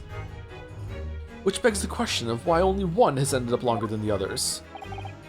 That must be because that particular candle was extinguished when the others were still burning. Ah! That's right. When the candle was hit by the bullet, it obviously went out. But the other 2 candles would have still been burning, so the fact is, the victim's body would have been illuminated by the light still thrown by the candelabrum, and the accused claimed that he couldn't see the body. Clearly contradicts those facts. And now, to the next lie. There's another one? There's more? The accused also claims never to have visited the scene of the crime before. That's the truth. In that almost empty room, the police discovered something very unusual. A board covered from the top to bottom in police documents and newspaper cuttings. Yes, that's right. We saw it too. That's so true. It goes without saying that the contents of the police documents cannot be divulged. However, they included a number of reports from various historical cases, the oldest of which was from 10 years ago. 10 years ago? I'm getting some big Minority Report vibes right now. This is starting to sound familiar. And there's a common thread linking all the documents on that board. Indeed. What is this common thread, Counsel? Red thread. It was put on all the pins. They all relate to cases prosecuted in court by Barak von Zieks. Ooh, the smirk. All of them? And furthermore, all those cases are ones in which the defendant was acquitted. Good lord! Interestingly, none of those defendants are alive today, because all of them have been sent to their graves by the Reaper. Okay, so, Kazuma, let's say that you're trying to try him for being the Reaper. So you're saying that this guy who has been killing people for 10 years in such devious ways that he managed to set McGilded on fire in this room and wasn't caught, fucked up so bad that he just went into a room and just picked up the gun and like with bicep, like, come on. Objection! Van Zieks is so good at killing people that he couldn't have killed Gregson. Oh no. In short, Sue, that dingy little room is the Reaper's secret hideout and his base of operations. The Reaper's hideout? And yet the Reaper would claim never to have been to his own secret hideout. No one would believe that. No, the truth is, we've been looking at this backwards. Backwards? Explain, Counsel. Inspector Gregson was investigating the identity of the Reaper. When he discovered the location of the man's secret hideout, he was killed. As I'm sure everyone can imagine, by the Reaper's hand. Okay, you're just assuming he's the Reaper. That's the trial. If we assume he's guilty, then he's guilty. Order, order, order. Very well, I hereby state the current opinion of the court. Barak von Zieks is an outstanding prosecutor who has rendered great service to his country. However, it is with deep regret that I must concur with the prosecutor Sogi's contention. Really? That the defendant's testimony exhibits a number of stark inconsistencies with the known facts. All I have done is state the truth as I know it. Kazuma's done a brilliant job as ever, has he? He's drawing on his experience as a defense attorney to build his prosecution case, and it's formidable. Is it? Counsel, you will submit the board that you just showed the court as evidence. I believe it to be fundamental in establishing the facts surrounding the Reaper's existence. Oh no. Thank you, my lord. The notice board has been entered into the court record. Freestanding notice board completely covered in notes and articles relating to victims of the Reaper of the Bailey. And now, the prosecution would like to call a new witness to the stand. Witnesses who saw events unfold on the day in question. They were mentioned in the previous testimony too, if you remember. Yes, the street sellers who heard the gunshot and went running into the room. Okay, I like the twist that Kazuma was the one that presented like evidence for that to move that forward. That was cool. Very well, lead the witnesses in. The defendant may step down from the witness stand. I didn't even step up. This is just how tall I am. Certainly, my lord. Bum, bum, bum. Bum, bum, bum. 3 blondes, okay? So, witnesses, state your names and occupations for the court. Oh my god, what the fuck? Names? We don't use names. Far too fancy for the likes of us. We're just free and easy. Sell what we like, live where we want to live. I give them all a vacant stare as they walk down Fresno and spin a few words into a verse for them. Ah, would I be right in assuming that all 3 of you make your living by selling wares on the street? Hehe. Everyone calls me Gossip. I sell jaunty little titbits to passers-by, you know? Jaunty little titbits? Got an absolute smasher for you, sir. Right up your ginnel it is. 6 pence is the price and not a penny less. Let's do it. It's important for the case. Wait, you're actually trying to sell it to me now? Oh, come on, sir. Don't tell me you're not interested. Try the man. Give him the money and see what it is. Pay the man, counsel. All right. 6 pence it is. You won't regret it, sir. Now got your listening ears on. I, too, would like to hear it. Just between us, a young couple on Slight Street have just had twins.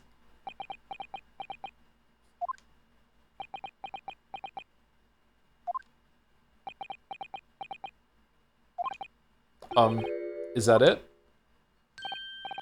No, that's not it. It's gossip. In it. It wants to spread. But that bit's up to you and your mouth, of course. I've got more, you know. Want another juicy one? 6 pence a piece it is, if you're curious. I am curious, yes, about what's going on just under that fat bottom lip of yours. Namely, the unusual bruise or whatever it is that's poking out from under your collar. What about the next witness, then? What name do you go by, and what do you sell? Venus? Me, I'm Venus. That's what everyone calls me. Funny, innit? Innit, Desu. I sell these lovely little fireworks to all local school kids. Huh. Do ya now? Do ya now? Okay. Huh. Whoa, 6 pence a pop? What do you say?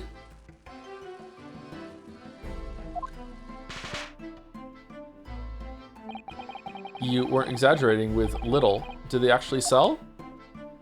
Oh, I don't think that could be mistaken for a gunshot. They seem kind of light. Okay. What if you put all the gunpowder into one? Would it? Oh yeah, the second years can't get enough of my Venus firecrackers. Firecracker, fist, boom, bah. Especially when I tell them that they get 100. If they get 100, they could blow up the school.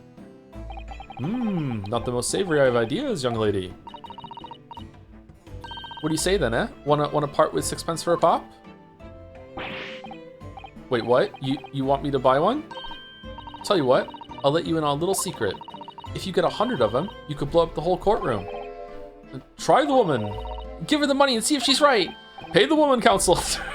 All right, I'll buy one. If it gets entered into the court record, I swear to God. I swear to God. Lovely stuff, right then. This is something a bit extra just for you. The Venus Special, only 600 pence. 600? It's 100 of my regular fireworks. Nothing little about that, is there? And there'd be nothing little about the punishment if I blew up the Old Bailey either.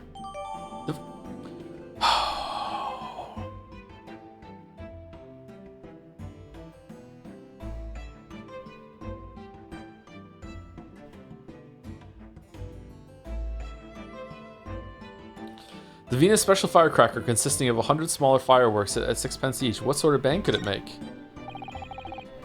And the last witness. What name do you go by, and what do you sell? I'm a thinker, me. All sorts of thoughts. I think, therefore I am. I am, therefore I think. I think. Because I stand there on the street, watching the world go on about me. They call me the Observator. Get out of it, old man. Everyone calls you Sandwich, and you know it. So, you don't actually sell anything.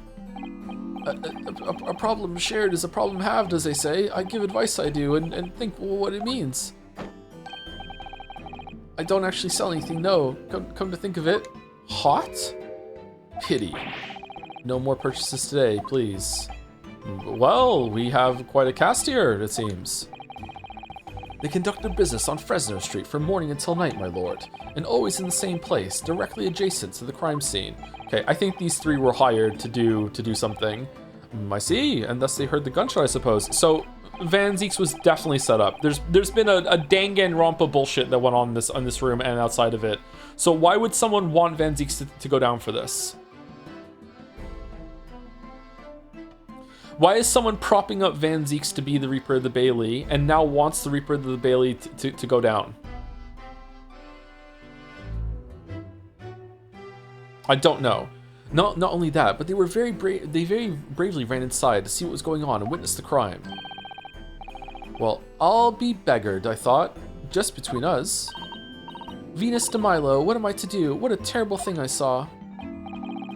What I think is, if all what we see is light and shadow playing with our eyes, is any of it real? Alright, Plato, back in the cave.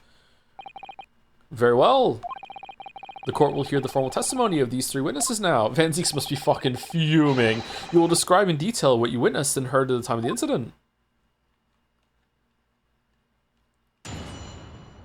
We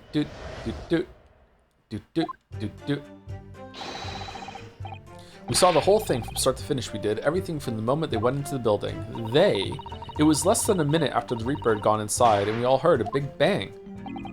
Seems to me that quick to talk is quick to walk. Gossip couldn't wait to go and see what had happened. I ran into the room, and there he was, the Reaper, gun in hand, standing over the dead body. I was scared after death, me, so I ran off to find a copper. If these witnesses were there the whole day and saw everything, who did they see going inside the building? Only the victim, Inspector Gregson, and the accused, Barack Von Zeeks. I've seen pictures of that Reaper in the paper. I know what he looks like. And just between us, folk love stories like this. I've made myself a tidy sum already. But wait, the room was just one of several flats in the building. Someone from another flat could have done it. All those flats on Fresno Street are unoccupied. How fucking convenient. Of course they are. They're small, damp, dirty, and expensive to boot. The room in which the inspector was found is the only property in the building that's currently leased. And we know the leaseholder's name, don't we? It's Huge Bone. The testimony in court has just heard. The testimony the court has just heard would appear to leave little room for doubt. It's becoming increasingly difficult to see how anyone other than the defendant could have committed the crime. Because as we all know, if flats are fucking unrented, that means no one's in them. Squatters don't exist. Whole empty building and no one is in any of the other units. No. Thank you for your candor, my lord. Counsel for the defense, you may proceed to cross-examine the witnesses. Yes, my lord. In a closed court like this without a jury, the judge is the only person whose opinion matters. I have to break down this testimony. Somehow.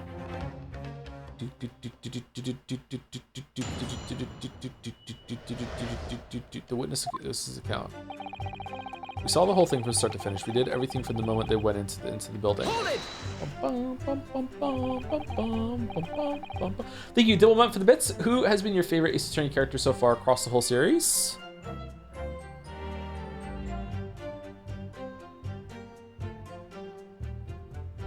Top candidates are Sholmes, Chadworth, Ryu, Susie, Gumshoe, Van Zeeks.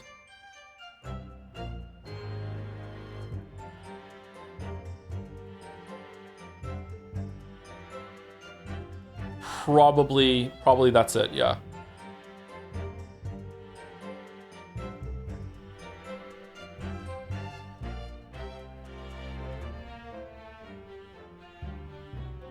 Yeah, those are my top candidates, I think.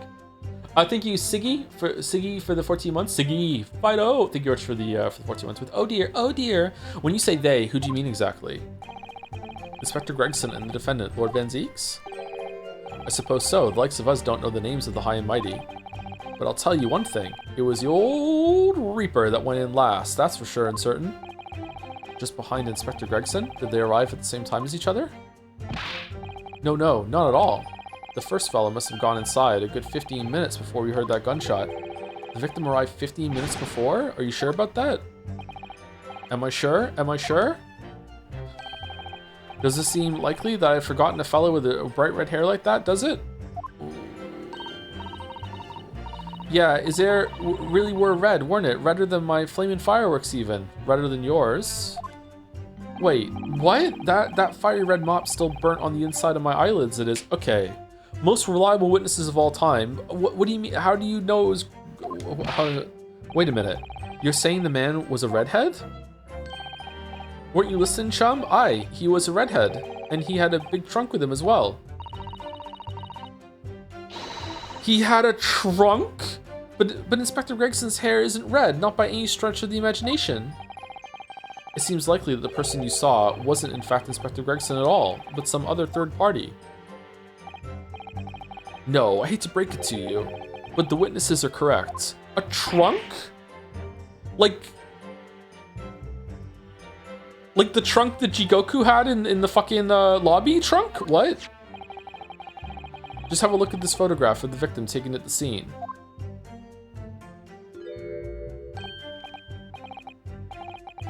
Yes, that's Inspector Gregson, all right. And a red hairpiece. Ah, of course, we saw one on the floor when we investigated the scene, didn't we? I still refuse to believe Inspector Gregson wore a hairpiece, though. So, then why on earth would he have been wearing something like that? The color does seem to suit the man, one might say. You like red? Yeah, that's true. Photograph we submit as evidence, please, counsel. Trunk like he needed an iPad Max to measure it.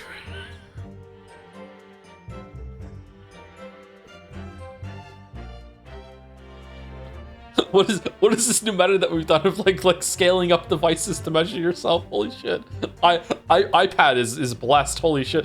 A photographic print of the victim, Inspector Gregson. His body appears to be tightly curled up, and there's a red hairpiece on his head.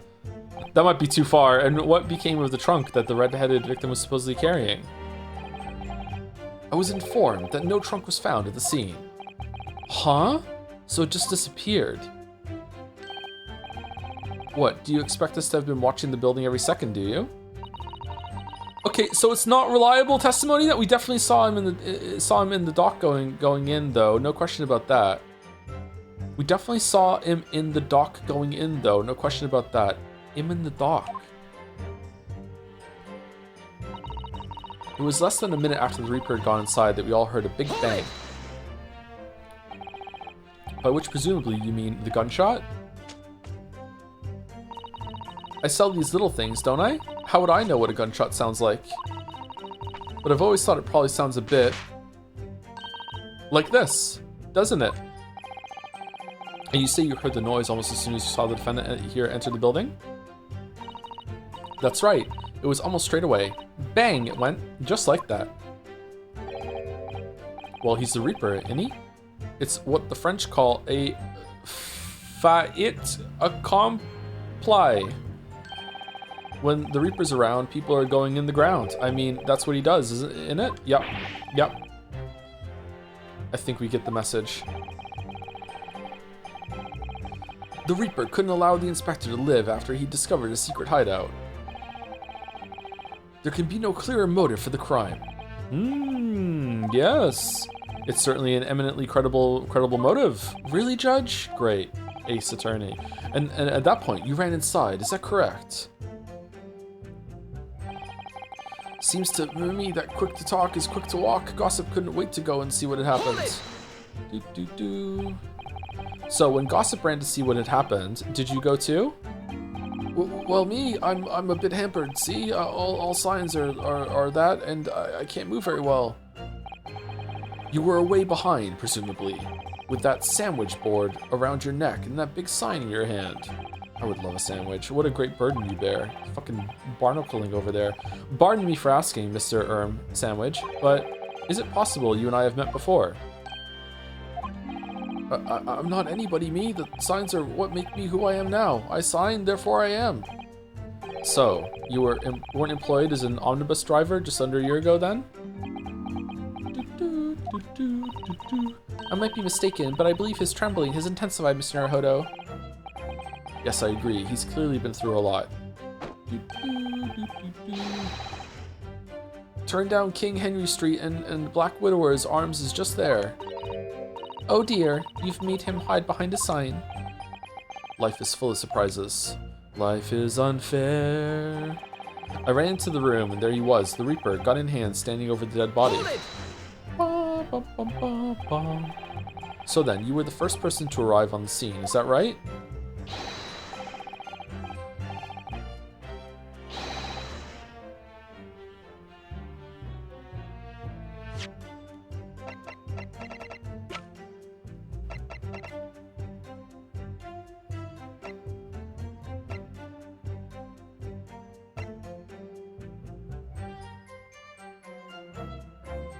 Who took his wig off?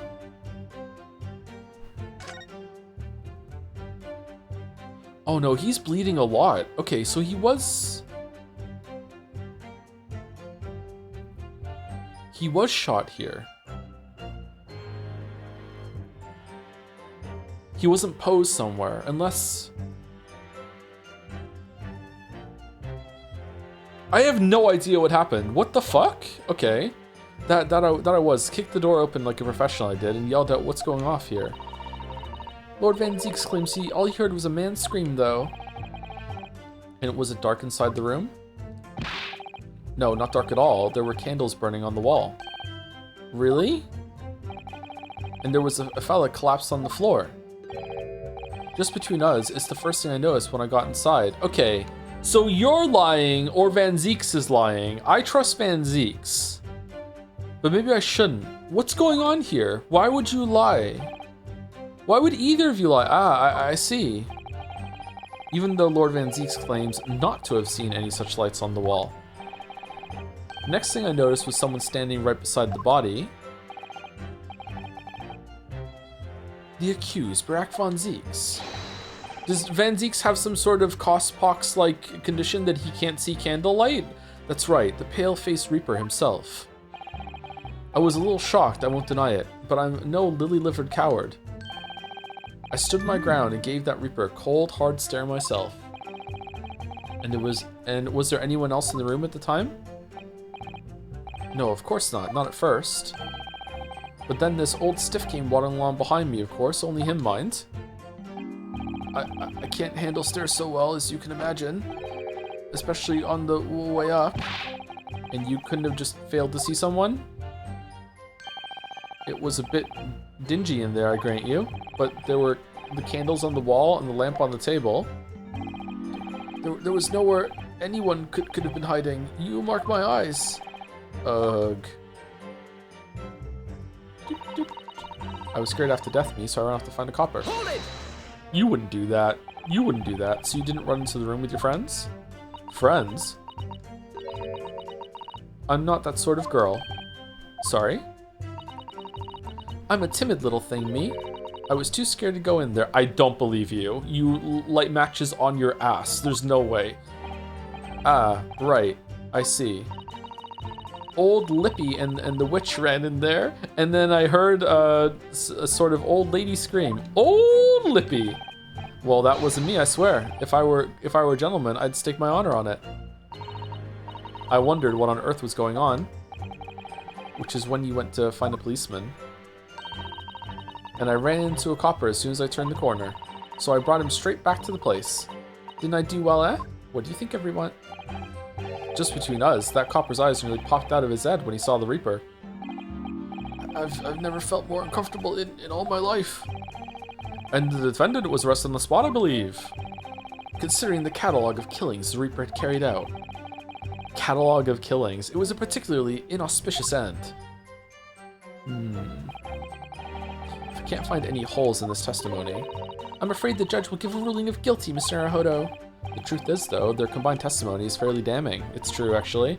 Unfortunately, there don't seem to be any obvious problems with their statements, do there? Still, if Lord Van Zieks really is innocent, then I'm almost certain that we'll find something in there that doesn't quite add up. You don't think that one of these three could be the true culprit, do you? I don't know, but what I do know is there's more to this case than is yet to be brought to light. Like, my mind is going to some sort of, like... Someone orchestrated the crime scene, set it all up, rigged it so, like, there was a firecracker on the candle that blew up at the same time with the... So it's close to a fire source, so it went off. And then it fucking, it blew that candle up and it simulated a gunshot. But, like, where did the trunk go and where did the firecracker go? Are these the kind of firecrackers? Like, firecrackers leave a casing behind, don't they? So if the trunk is real and the casing was there, that means someone had to have, like, cleaned up the crime scene after the fact. So someone's lying to that level, that extent? And also, like, someone has to be lying because, like, the candles were lit in something, like, in one version.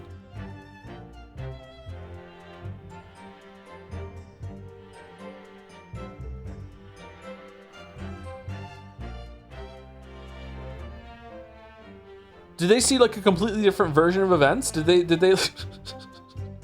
they killed Gregson twice. These guys came in and it was an actor playing Van Zieks that was there, and then the second time they went in for real and then he was arrested. Like, no, that doesn't make sense. What the fuck? They went to two different buildings on 2 different floors. Like, sorry, 2 different rooms on 2 different floors. What the fuck is going on? Whose was it? It was this one, right? That the guy interrupted?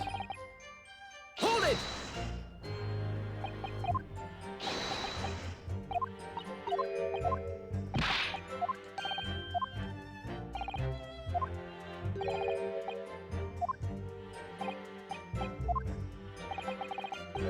Oh, maybe can the firecracker light the candles? So when it went bang, it blew up on that candle, and it lit the other two?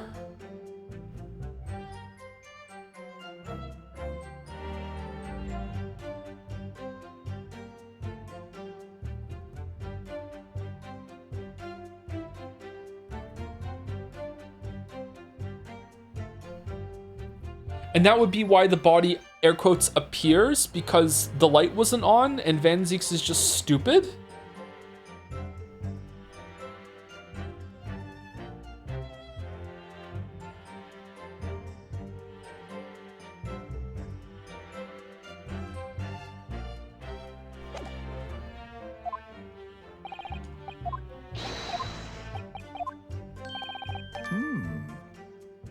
Excuse me. You have something to add, Mr. Sandwich. Young Sandwich. There's really nothing to me. Empty in the head I am. Just 2 slices with no middles. I am the sandwich, so I don't know what you could want with me. I think that maybe you just remembered something, having heard Mr. Gossip's last statement, I mean. What I think is, we're all nothings really. We try to dress ourselves up as something else, but at the end of the day, we're just all street sellers. That's enough out of you, Sandwich. Keep your trap shut now. Uh-oh, unless you want us to make you into a real sandwich. Is the fat lip a clue? Like, he has that mark on the neck that Ryu noticed. Is the fat lip just how he is, or did he get punched? When he saw the Reaper, he fell clean over on his backside. That's it? Oh, you rotten beggar. I told you to keep that a secret. He screamed, he did. Screamed and scrambled off on all 4s. That's all I wanted to say. How is this important? Mr. Gossip, is this true? The floor was dead slippery, that's why. Slippery with blood? Planted my hand in a filthy pool of blood, didn't I? Yuck. Huh? What? Pool of blood?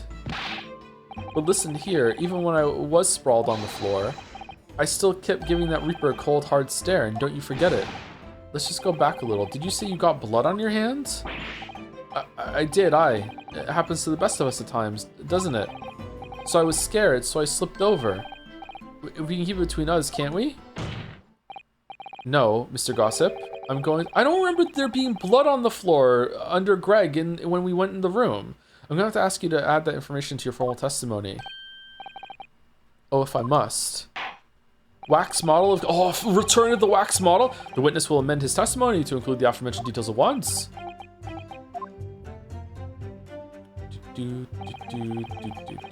Slipped over and got blood on my hand, so I quickly wiped it off on the floor. Where? You wiped your hand on the floor? Well, who wants blood on his hand, eh? Horrible stuff. And they might have thought I'd done it. Humph. No thank you. And you didn't think that might be a problem? Does it really matter if I left a few grubby handprints on the floor? They'll get cleaned up in the end, won't they? Don't make such a fuss. That's the message from all of us. Is something wrong, Counsel? No, my lord. I didn't remember anything in the report about a bloody handprint on the floor. That's all.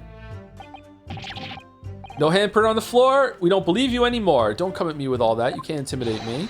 I know what I did. I wiped it off on the floor. The blood. Where is it then? Okay, did CSI do it again? Just two cases in a row. Get fucked, court system. I wonder, could that have been what happens? Mr. Naruhodo, I don't have all the answers yet, but I think we may have just uncovered a vital clue. Shit, wrong way.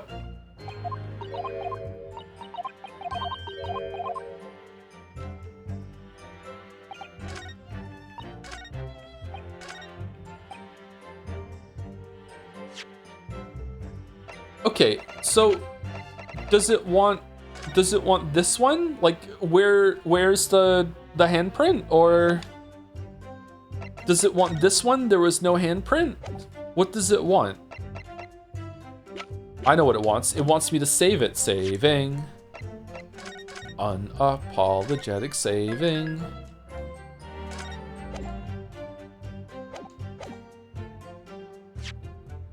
All right, so we're gonna see if this works after the break.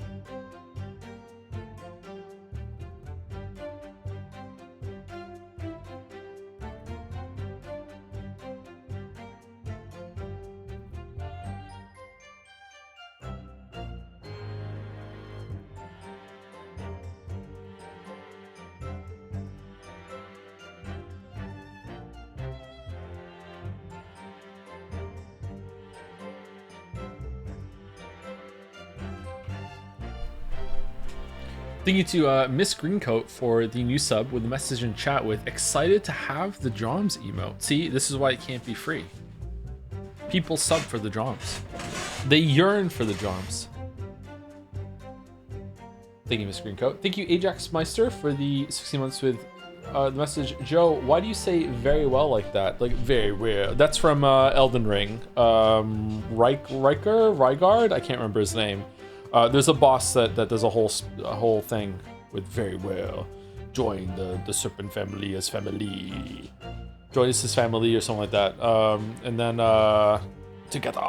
That's where that comes from. It's all the same bit.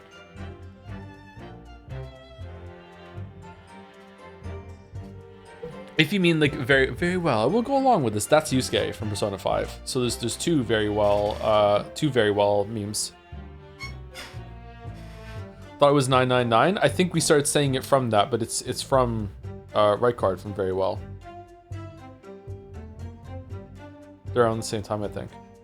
Bum, bum. Thank you, Dylan, for the bits. Yeah, Gregson may have tried to have Gina put to death, but her also helped to get a job, so it's hard to tell if he's a good guy. That's true, yeah. Yeah. You know, there are two sides to everybody.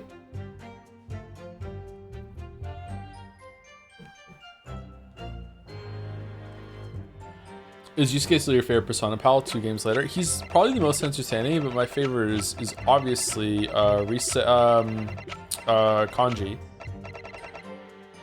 I like the Persona 3 cast though. Persona 3 cast was good. I dislike that we have the perfect amount of stuff in the court record that it looks like you can just scroll infinitely. I don't know when I'm at the end because it just keeps going. No, I don't like this. No. Okay. So oh yeah, we're gonna press this thing to say where's the blood print then, right? That last statement was contradicted in a number of ways. I think you'll find. How is that not it? In a number of ways, you say. That's right, my lord. In a number of ways. Perhaps it would serve you well to concentrate your efforts on one contradiction at a time, Council. What? Maybe it messed with that in a number of ways, actually. Huh?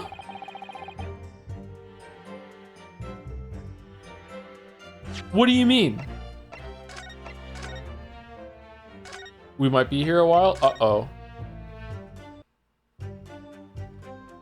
It's got to be this because that's what we pressed to get the more information, and it's like saying there was no blood. His hand didn't go in the blood because there's no handprint on the floor, and also there's no gap in the blood where he could have put his hand in.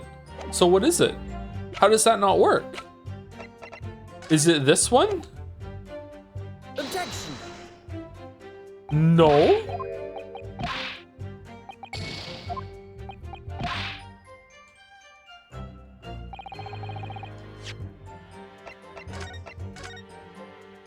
Okay, am I not meant to press on this one then? Because these are the only two that could possibly be.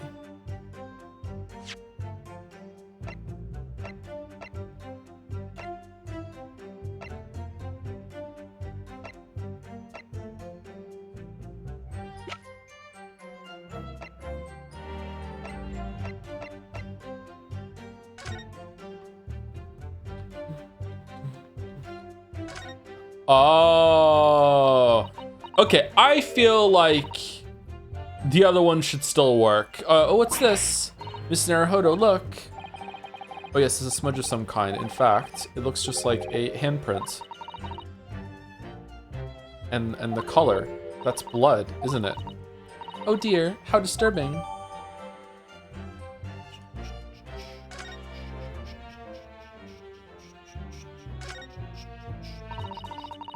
There are details of a whole raft of cases dating back years on here, aren't there? This paper from 10 years ago is browning with age. Look. Out of interest, the most recent thing appears to be this newspaper cutting here. Oh, it's the same red-headed league advertisement that Mr. Sholmes had picked out. And do you remember? There was a red hairpiece at the scene, too. Two spells? Was Inspector Gregson an exponent of the red-headed league then?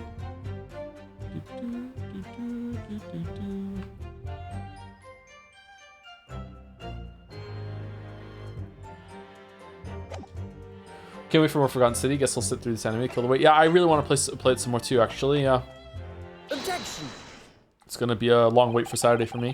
So you wiped off the blood from your hand on the floor of the room? Are you quite sure about that? Well, what else do you expect me to do, Dane? Does it really matter? Objection. The police found no such handprint on the floor during their investigations. What exactly is the defense asserting? Kazuma, are you fucking dumb? If you listen, you'll find out, Prosecutor Asogi. Oh, damn! Certainly there was no bloody handprint found on the floor. What are you trying to say? There was a handprint in blood left very clearly at the scene. On the back of this notice board. Ah. Yes, indeed. Indisputably a handprint in the distinctive color of blood. You sure? I think it's blonde. Are you dead? Yeah, you're dead right. That's my right hand. I know it anywhere. Objection. The witness very definitely testified that he wiped his hand on the floor. Any handprints on the back of the board are irrelevant.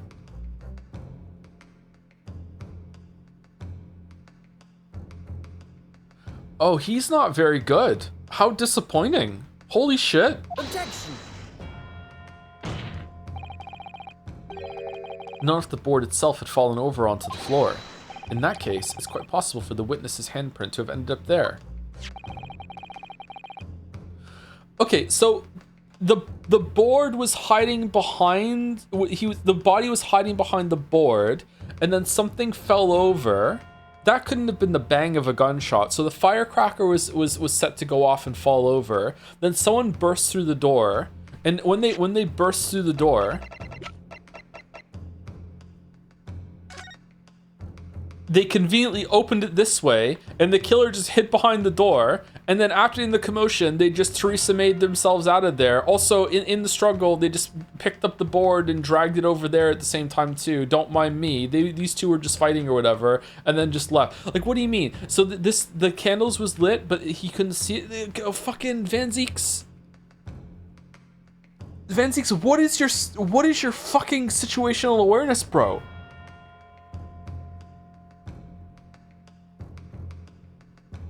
Are we legally allowed to urine after you? Like, what the fuck, my dude? Like, just look at the floor plan of the room. Oh my god, it does open into the room. The notice board was in the opposite corner of the room to the victim, in an upright position, even if it had somehow been toppled over and was lying on the floor at the time. It would have been a considerable distance from the body. Yeah, about that. And yet, it's still there. I fell over when I came across the body. So I was basically right next to the corpse, not on the other side of the room. In other words, Sumari, the defense's assertion is contradictory. Yes, it is. The prosecutor needs some time to catch up, I see. Okay. Let's get that key and from the fucking little toy and stick it in his back. He needs another couple of winds up to get going. There's a very definite contradiction here, for which there must be a reason. I take it that you formulated a proper hypothesis, counsel, regarding this apparent discrepancy between the witness's account and the handprint found at the scene. I have, my lord. This discrepancy between the witness's account and the location of the handprint is explained by another handprint, the board moving, false testimony, the board moving. The real contradiction here is the handprint itself, not where it was found. As the court can see, it's upside down. Good gracious, so it is! If the witness had put his hand against the board, the fingers should be pointing upwards. What does that tell us?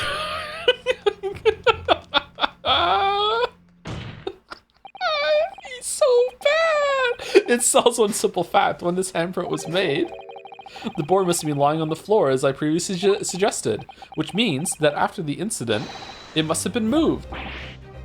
What? Objection. All right, enough of this. I'm gonna prosecute myself. You know what? He is pretty bad. You know what? I'll allow it. All right, my learned friend. I will tell you now how I did do it. You're claiming that somebody moved the notice board after the shooting. Then tell the court who. Then not my burden. I don't know that yet. But the point is, when you consider all the testimony we've heard so far, we can now be very clear on one point. And what would that be? The position in the notice board at the time of the incident, my lord. So, Counsel, I must ask you to clarify your assertion for the court. Where was this board? At the time of the incident, where do you maintain the notice board was situated? Here? I don't... It's a big room, Big J. What the fuck are you talking about here? This is the only possible location. Immediately adjacent to the doorway. If the court would think back to the testimony given by the defendant earlier, he said that when he entered the room, it was dark, and he couldn't see the body. Bayak! If the notice board had been here, the body would have been completely hidden from view, and the light from the candles would have been blocked, making the room appear darker. Yeah, it's a known... That's how light works. Light only goes in one direction, and if there's something like a notice board in front of it, it doesn't like bleed around it or anything like that. It's just a dark room. Just the absolutely, yeah. But the accused also claims that the victim's body simply appeared before him. That's true. Or, in his precise words, just as I picked the firearm up to examine it, the door flew open and I heard a man scream. It was only then that the body of Inspector Gregson appeared before me. I don't know about calling it a scream, but he was talking about me and no mistake.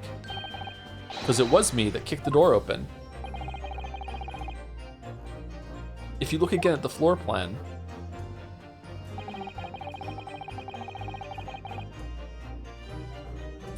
okay, I'm sorry. So bro friend, fucking Van Zeeks comes into the room, opens the door like a gentleman, so not all the way, then just like steps inside, then closes it again, and stays in this area the whole time. Otherwise, he would have seen the light go here. And so is the gun here? He sees the gun and then scream, bro comes in, bashes it open, and then it falls down? Really? He was looking at his phone, trying to do some measurements on the fly, huh? Alright, whatever. Consider what would happen if the door of the room was thrown open with force. That can't. The door struck the notice board, knocking it over, and making the victim's body visible. Good gracious! My client has told nothing but the truth. He is a bit dim, but it was the truth. He has simply described what he saw.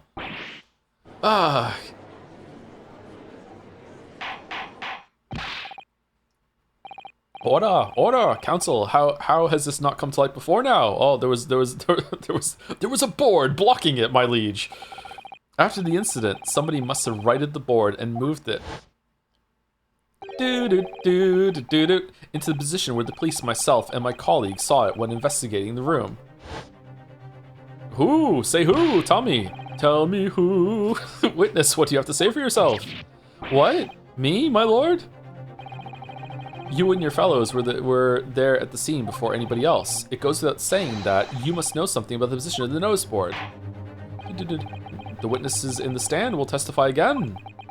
You will each explain exactly what you did upon arriving at the scene of the crime. Where's the blood, the bloody print in like on the floor? There would be like drips and a smear and shit. Or are we just like glossing over that? Stop looking over your glasses at me. I get the message. I thought every detail mattered.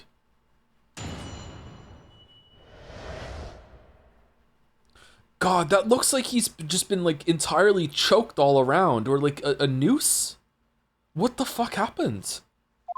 I don't know anything about their notice board. I just wiped my hand on it, that's all. Well, don't look at me. I haven't got a clue about it. I was doing business with some second years at the time. Also, I failed to notice this because I failed to tell you this because you didn't ask. But I also sold Greg some firecrackers before he went into the room. Oh, was that important? Sorry.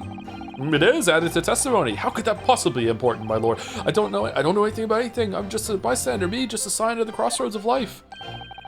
It was that Reaper, I bet. He's got a face that screams bored. Me too, buddy. I can't see how this changes anything anyway. The detective still died when he heard the gunshot. So none of you can elaborate further? Shaken by the crime they witnessed, and with only the light of a few candles and an oil lamp by which to see. We can't expect these witnesses to be able to give a more precise account of what happened. Then why are they here, Big K? You're the one who called them. What the f— That's right. Yeah, I don't pay to expect. It don't pay to expect too much. It's man's endless quest for knowledge that's destroying the world. That's what I think. Do you really? In any case, as this testimony shows, even if the nose board was moved by somebody following the incident, it makes no difference. When the gunshot rang out, the accused was the only person at the scene. Good point. In short, so the only person who could possibly have committed this crime is Barak von Zieks. None of this wrangling over the board changes that simple fact. Quite so, quite so. I'm convinced. Does the defense still wish to cross-examine the witness despite the circumstances? I'm gonna pound my gavel. Guilty. Oh, I see the defense is gonna want to do a summation examination. Just with me. All right. Judge, that statement you made contradicts one you made earlier. Oh, does it? Let's put you against each other. You know what? I'll change my mind. Me too. Sorry, I'm in my own fucking world. All right, most certainly, my lord. Very well. Then you may proceed, counsel.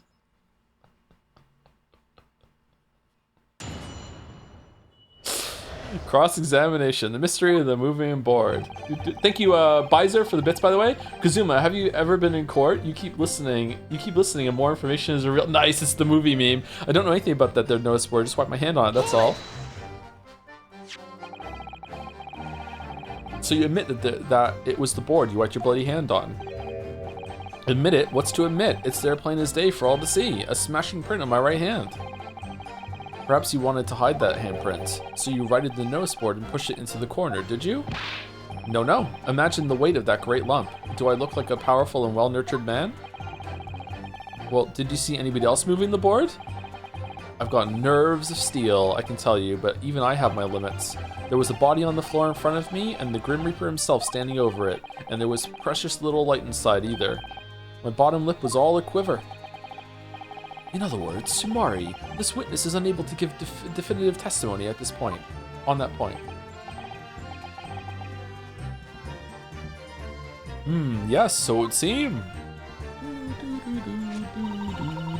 Well, don't look at me. I haven't got a clue about it. I was doing business with some second years at the time.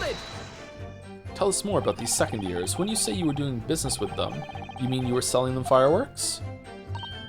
Yeah, what else? There's the Priory School just around the corner, see?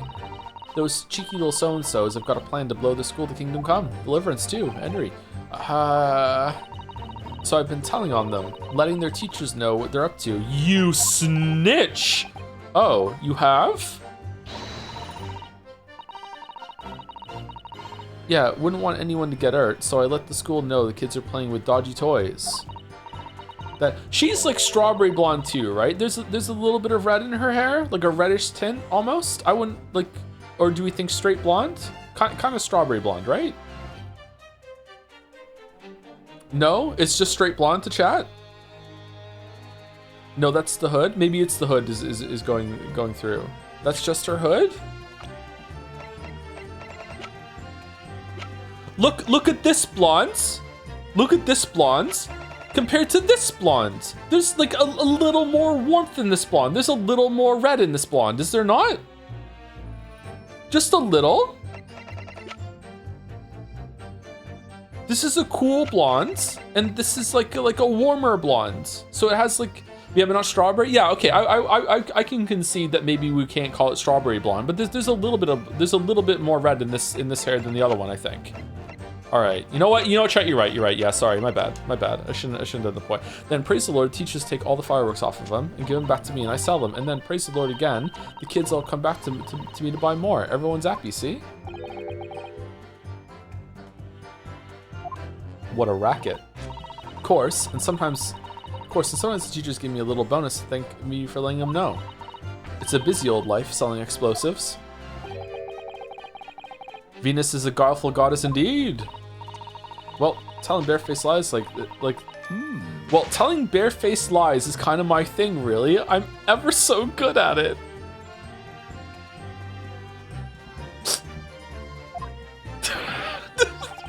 Scary. I see no problem with this. Continue your testimony, witness. The important point is, you didn't go inside the room when the inspector was killed, isn't that right? Kazuma, she just said she lies for a living. Definitely not. Wouldn't have dreamt of it, would I? Love telling lies, I do. Fucking, I don't know anything about anything. I'm just a bystander. Me just a sign at the crossroads of life. See you at the crossroads. But you did go and see what happened in the room, didn't you? Fresno Street is my whole world. It's all I know, and I know all of it. I have to make it my business to know if I want to hold my sign up high. So you did go and see what had happened. It's not the destination that's important. It's how you get there, isn't it? Desu, did you notice the notice board in the room? If you think about it, we're both the same species, aren't we? We're both different members of the sign family. So if I'd spotted it, I might have tried to trip it out on a sense of rivalry, I admit.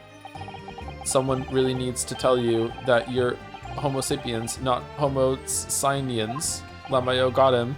Does that mean that you didn't notice the board? Well, of course I did. It's a notice board. I can only repeat what I said before. I don't know anything about it. I'm just a bystander, me. Just a sign at the crossroads of life. In which case, just who was responsible for moving the notice board? It was that Reaper, I bet. He's got a face that screams bored. And we notice it. What exactly do you mean by that? Dude. Oh, come on now. Don't tell us you've not noticed. He looks like he hates everything in the world, that fella. And not notice boards. But not notice boards, they're the one thing he likes. You can see it in his eyes. I can't say I'd ever noticed. I'll tell you one thing for free, though. I never took my eyes off that man on the floor. Or off the Reaper. Not for a second. Sorry? Well, I was that scared. I couldn't. You never know what a fiend like that might do if you look away, do you? If you didn't take your eyes off the defendants, and you should be able to confirm categorically whether or not he was the one who moved the notice board. Categorically, you say? Aye, that I can. The Reaper did nothing of the sort, and I can swear to that. I couldn't have missed it if he heaved the thing upright again and dragged it into the corner. Right. I'm glad we've cleared that up. Dude, what happened to the face that screams bored? I feel your pain, Kazuma. I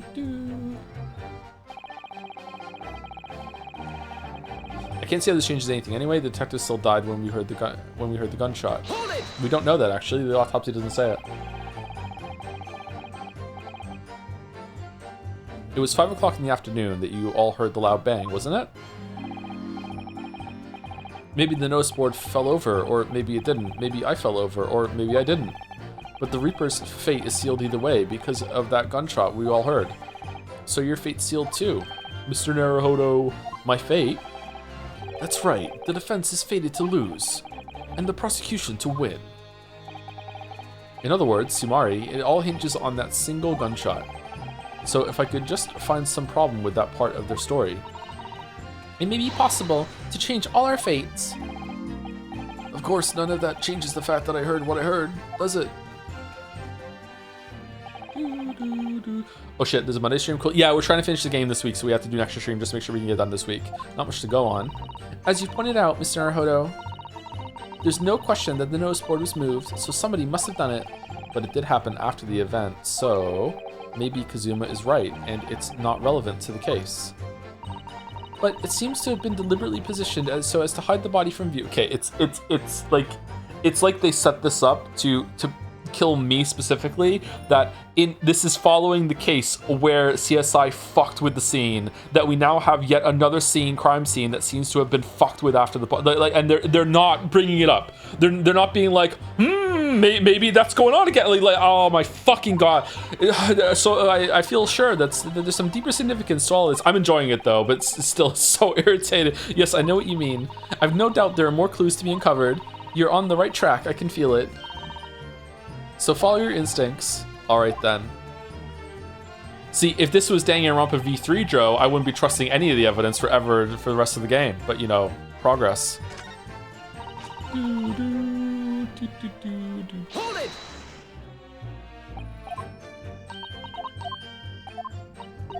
Well, that's Kadadi's lie, isn't it?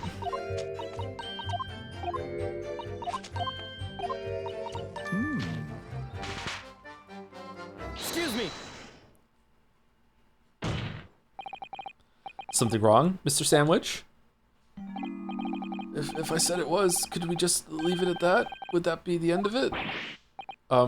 No. Did Miss Venus' statement just now bring something to mind, perhaps? Philosophical thoughts? Deep philosophical thoughts?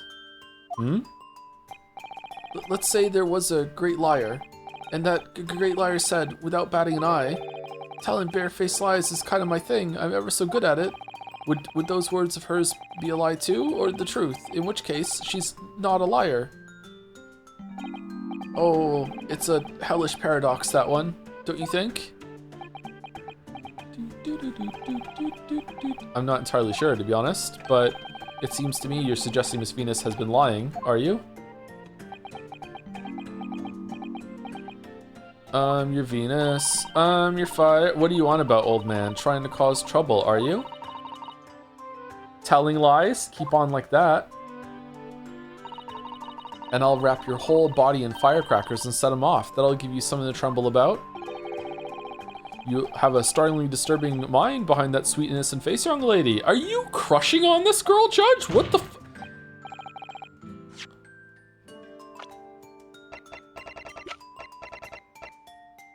Okay, question mark. Interesting, okay. So Miss Venus has lied in her testimony. Is that what you're saying, Mr. Sandwich? Well, if it means I'll be burning in hellfire for the rest of my days, so be it. Yes, that's what I'm saying. Can you elaborate, please, sir? Oh, old Blabbermouth, you're headed for the room where the gunshots seemed to come from, but there was someone else who crept up the stairs behind him too. That's right. That rotten liar over there. Then who went and got the copper? Heh.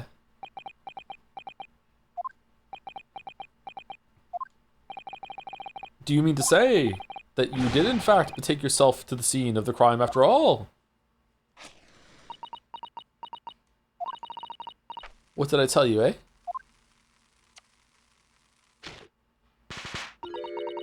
I said I was good at telling barefaced lies, didn't I? Yes, you mentioned it. Well, that's so not true. That revelation rocked the whole courtroom, didn't it? Who knew the firecrackers packed such a punch? When the courtroom is a-rockin', don't come a-knockin'. So you did indeed visit the scene of the crime, did you, young lady? Good grief! Well, now you come to mention it, I suppose perhaps I do clearly remember climbing the stairs to the room, yeah. Either you clearly remember it or you don't. Well, I should consider fitting punishment for this perjurious act later. Oh, does she like collect the empty firecrackers to refill them? She reuses them? So she ran up to get it, maybe? Because she knows that it was there? For the time being, you will immediately amend your testimony to reflect the truth. Oh, yes, my lord, of course. Bum, bum, bum, bum, bum, bum, bum, bum. Maybe I did sneak along behind Gossip and have a little peek into the room when it all happened. Where it all happens? Sure. Hold it! How can there be perjury when there is no jury for this trial? Good point. You make a habit of lying to you, Miss Venus. The jokes are really bad today. I'm sorry. I need to eat some fucking food. Well, I suppose so. I don't really know, to be fair. If you want my advice, though, I'd take everything I say with a big pinch of salt. What? Alright, but you did in fact go to the room where the victim was killed on the day in question. Didn't you? Oh please, as if I would. I can't think of anything more terrifying. The truth, please. Well, alright, just a bit then, as a treat. I mean, a girl my age is curious about stuff, you know? What age is that? Did you touch anything at the scene? Oh please, as if I would. I mean, there was a dead body on the floor. It's the judge, not me. The judge is the one questioning. The truth, please. Well, alright, just a bit then. I had a look to see if there was anything I could sell. So I did give the place a once over, but it was nothing to write home about. Right, now, I hesitate to ask, but you didn't move the nose board by any chance, did you? Oh, just a little bit. Oh, please, as if I would touch anything like that.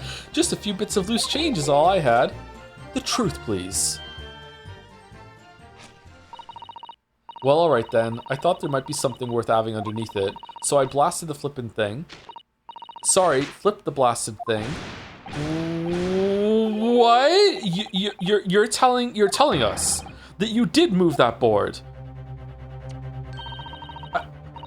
I think that did slip out, didn't it? And you didn't see it? Fucking gossip? What? You daft barn pot. I don't believe it. The girl doesn't think. So, did you find anything then? Something that you might have taken, perhaps? To sell? Oh, just a gun? Oh, please, I should be so lucky. In my imagination, the truth now. I might have found this old pocket watch under the nose board, I suppose. But a bit of junk like this can't be worth much if you... So was it? You're the one who took it. Gina, young lady, may I remind you where you are?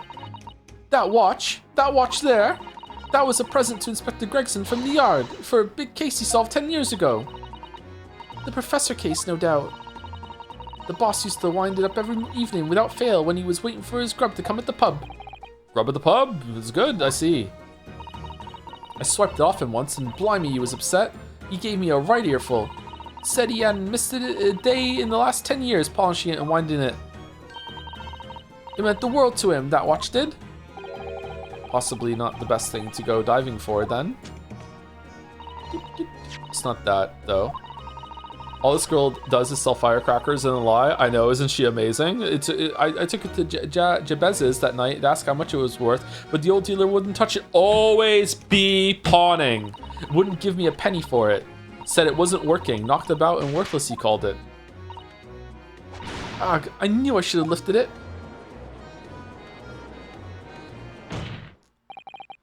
That watch must be submitted as evidence at once. Oh, please, just so long as you promise to give it back when we're done. Not a chance. I'll swipe it from you if you try to get your grubby mitts on it again. Alright, did you find anything? How did she move the whole thing with no one seeing it? What are we... This is stupid. That's enough. Hand the watch to the bailiff forthwith. Now, children, watch your manners. Good lord. The glass appears to be broken. More than likely, it shattered when the inspector was shot. How? It doesn't tick anymore either. Which is why Jabez didn't want it. What a waste, eh? Yes, indeed. It appears to have stopped at the hour of 5. Huh. Exactly when the gunshot was heard, then. Okay, so he was shot at 5 in the morning. Watch was wound at some point and then was smashed on purpose. Which supports the prosecution's claim, of course. Gregson's pocket watch has been entered into the court record. Inspector Gregson's pocket watch is still wound without fail every single day. It's no longer ticking and the glass over the face is cracked. Well, it would appear that the mystery of the moving nose board has been solved at least. Yeah, how can we trust anything they say now, Judge?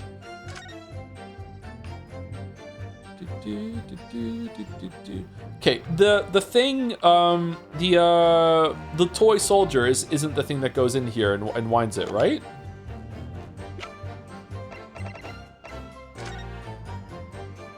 Oh, for fuck's sake.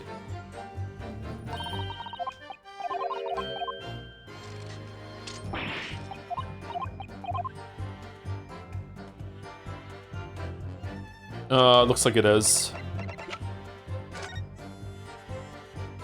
What a pain in the ass. Ah, there's a tiny little keyhole here. Can you see? Oh yes, that's probably for the winder used to wind up the mechanism. It looks a little unusual, don't you think? Yes, you need just the right key to wind it, I imagine. Why do I feel as though I've seen something? Something a bit like a key that's about the right size to fit this hole. It would be wonderful if we had the key. Let's check carefully over what we've already found. What's this one at the top then? There's a tiny little stub sticking out from this small hole here. Look. I suppose there must have been a little knob or something on that setting for setting the time. In that case, seeing as we know the inspector took such good care of this watch, it probably broke when the incident occurred, didn't it? Yes, of course. Which could mean that there's a small part of the watch still at the scene. Maybe. Huh.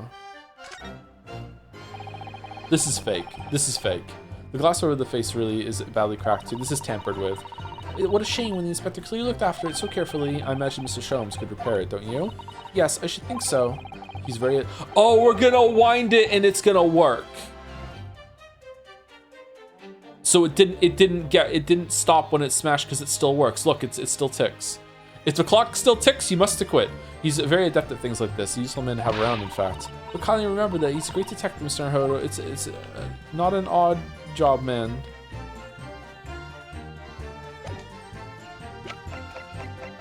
Okay, is there more now if I open this up? Oh, so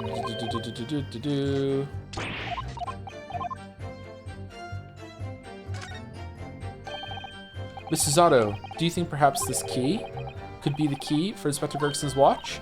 Oh, yes, it could be. Let's try it at once. There's not a moment to lose. I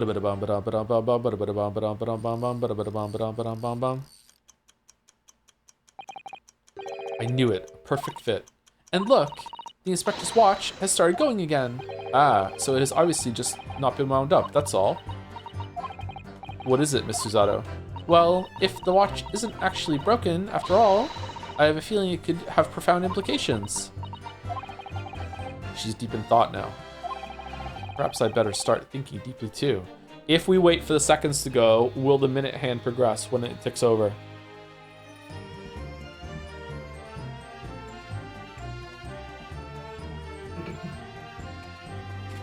You know it won't? Yeah, that's a clue then. It's stuck at 5 o'clock no matter what happens. So every detail matters, right?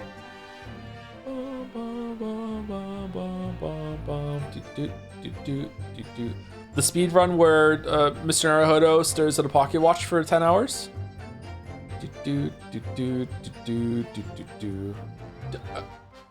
Oh. Okay. The details of Gregson's pocket watch have been updated in the court record.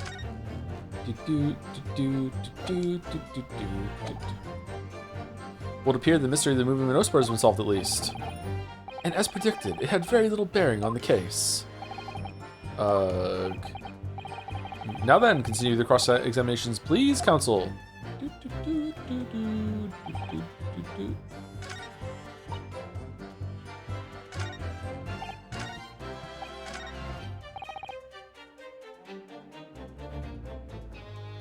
Okay, is it pocket watch on that one? That seems like a stretch, actually. Let's try it, because I feel like we do need to use the pocket watch. This is the only one that has a time on it, right? Let's see.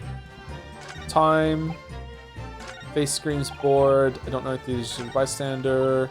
Maybe I did sneak along. Don't know anything about the notice board, just wipe my hand on it. Yeah, it's gotta be that one.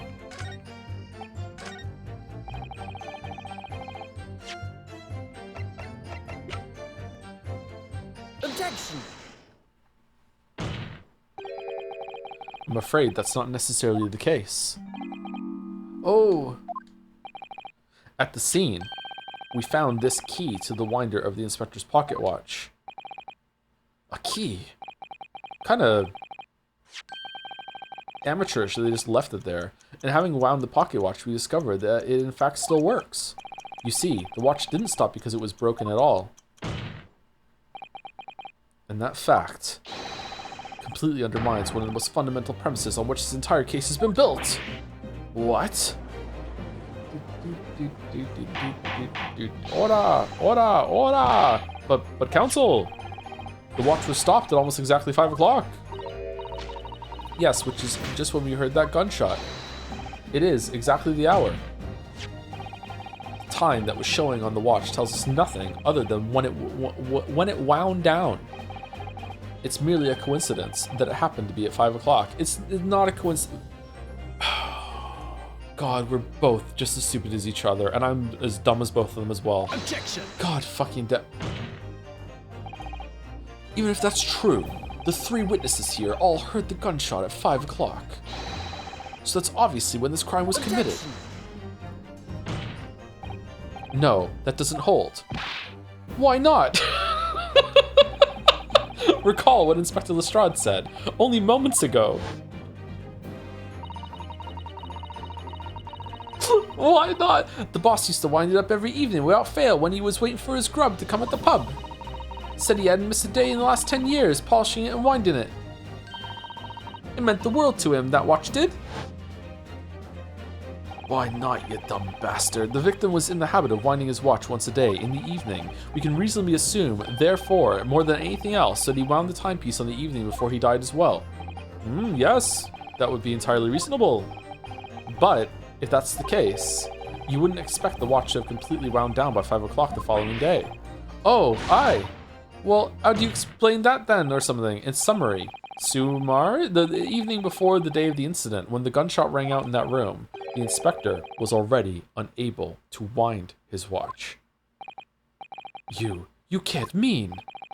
What would stop a man winding his watch if he's been in the habit of winding it every single evening for 10 years? I don't know. The obvious answer is that he was already dead. Yeah, he's dead. That's the only answer. Yeah. Order, counsel. That is a most extraordinary claim. Extraordinary isn't the word. It's absurd. You claim he was already dead the night before. Do you really think that Scotland Yard's coroner would have overlooked something like that? Okay, bro. Oh my god, I'm going to shit. Fucking...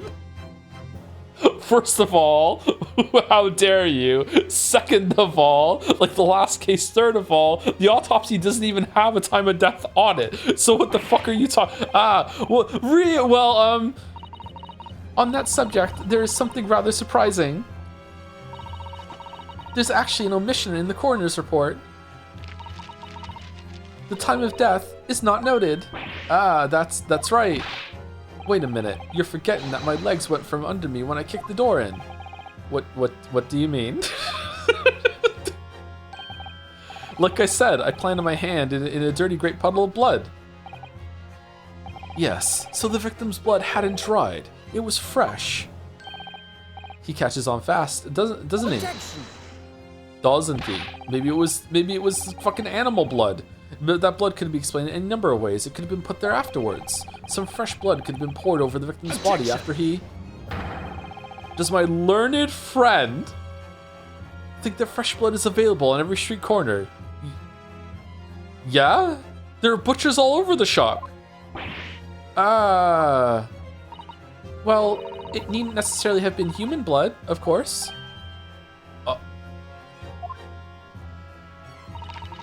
We've been told previously that Scotland Yard has no way to identify blood as human. The problem is currently being researched. At present, you are correct. It is beyond our abilities. Sherlock can do it, though. So then, a chicken's blood could have been used, for example. It's certainly a possibility that it wasn't the inspector's blood at all. Objection! But the gunshot was heard at 5 o'clock that afternoon. That's beyond question. Is it though? What? He's so fucking terrible. Given that the time of the, I'm actually really enjoying the subversion of usually like it's like a really hard press and you're like, holy shit, he's being so difficult, but at the same time he kind of has a point, you know what I mean? Like he's pushing stretching the truth, but he's being like a little shit. He's Kazuma's fucking just really bad at this, given that the time of death of the victim has already been called into question. It isn't beyond the realms of possibility that what these witnesses heard wasn't a gunshot at all. Oh, please, what are you trying to say? She throws the firecracker. Us lot know what we heard, and it was a loud bang that came from that there room. Now you listen to me. A street seller's ears are his livelihood. I don't doubt your ears, sir, but all you can state with certainty is that you heard a noise. Eh? Explain yourself then, counsel. A noise that sounds like a gunshot could have been made with... Take that! Well, the culprit could have used something like this, for example. Oh, really? A demonstration is in order then, I feel. Order! What? Yes, please, show the court how you could use that to create a noise like a gunshot. We're waiting, counsel! I may have been mistaken. It looks like you've been making a lot of noise yourself, Mr. Naruhodo. Wait, that's wrong? What? Kazuma's got a devastating way with words in English too. I realize it may be difficult to retract what you said and present some different evidence, but perhaps... Yes, I was thinking the same thing myself. Do I have to investigate it first? That's because I'm convinced there's some evidence that could produce a similar noise. Explain yourself then, counsel. A noise that sounds like a gunshot could...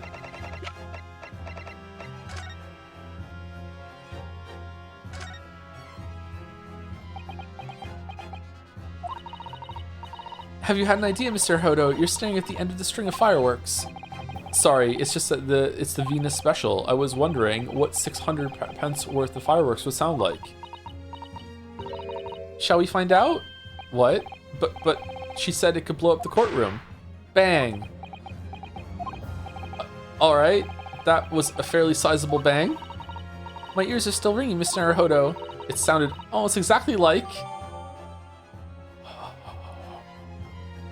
Oh, I'm full.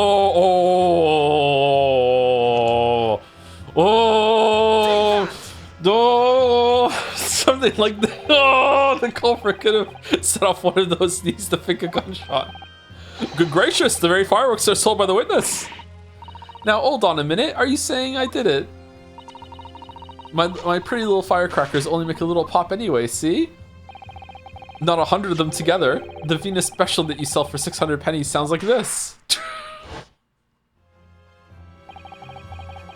As the court can now attest, it sounds very much like a gunshot, in fact. You're trying to suggest that somebody set one of those fireworks off at the scene. I'm suggesting that somebody knew the defendant was in the room at 5 that day and sought to implicate him by creating a sound like a gunshot for these peddlers on Fresno Street to hear. But even the accused himself has testified that he saw no one else in the room at the time. Whether it was a gun or a firecracker, the only person present to cause that bang was Barack Von Zeeks. Oh, did I not say that I'd set my customary fireworks I set off it every day at 5 o'clock to just, you know, enjoy myself. One whiff of a match and my firecrackers go pop. See? That's why people like them. I fear for your fingers, young lady. Recently, during my time here in Britain, I've learnt of a very, very useful invention indeed. Something called a time bomb. Good heavens, a bomb! You mean an anti-gravity device? Yes, a device that allows you to blow up whatever you like, whenever you like.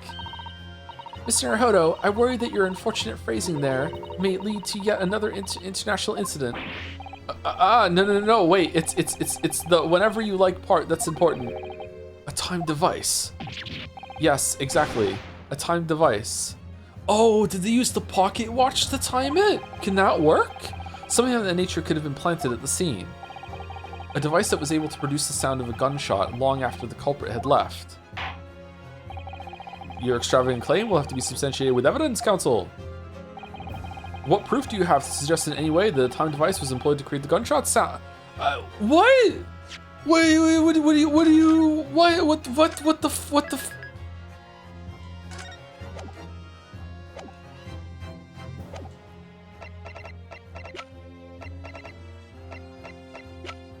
This? This again. I don't know that it was here. The pocket watch. You're suggesting this could have been used as some sort of time delay device? I did think so, my lord, but it's becoming increasingly clear that we've all been very misguided here. Yes, by you. What? No, counsel. The time has come for a penalty. Without what? Do I need to investigate it again? No time to clear the air before the blast. Your extravagant claim was essentially with evidence, counsel.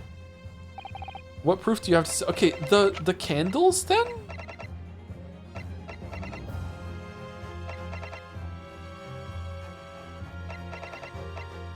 Take that!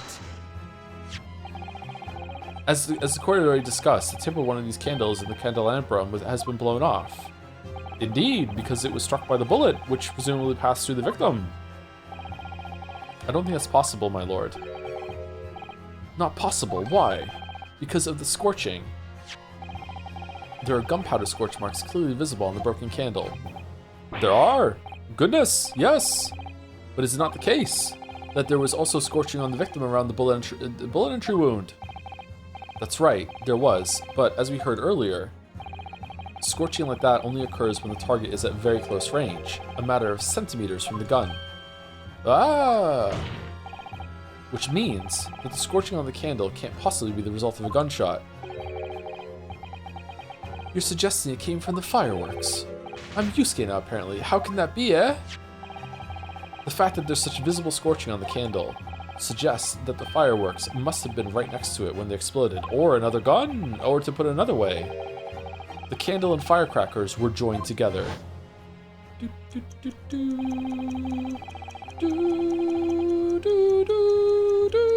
The culprit somehow attached the firecrackers at a point partway down the candle. And it was loud enough to make a sound like a gunshot, but not loud enough to put the other one out next to it? Really? Okay. I guess. After the killer had left the scene, the candle slowly burnt down along with the other two, until eventually it ignited the fuse of the firecracker, sharing a loud bang.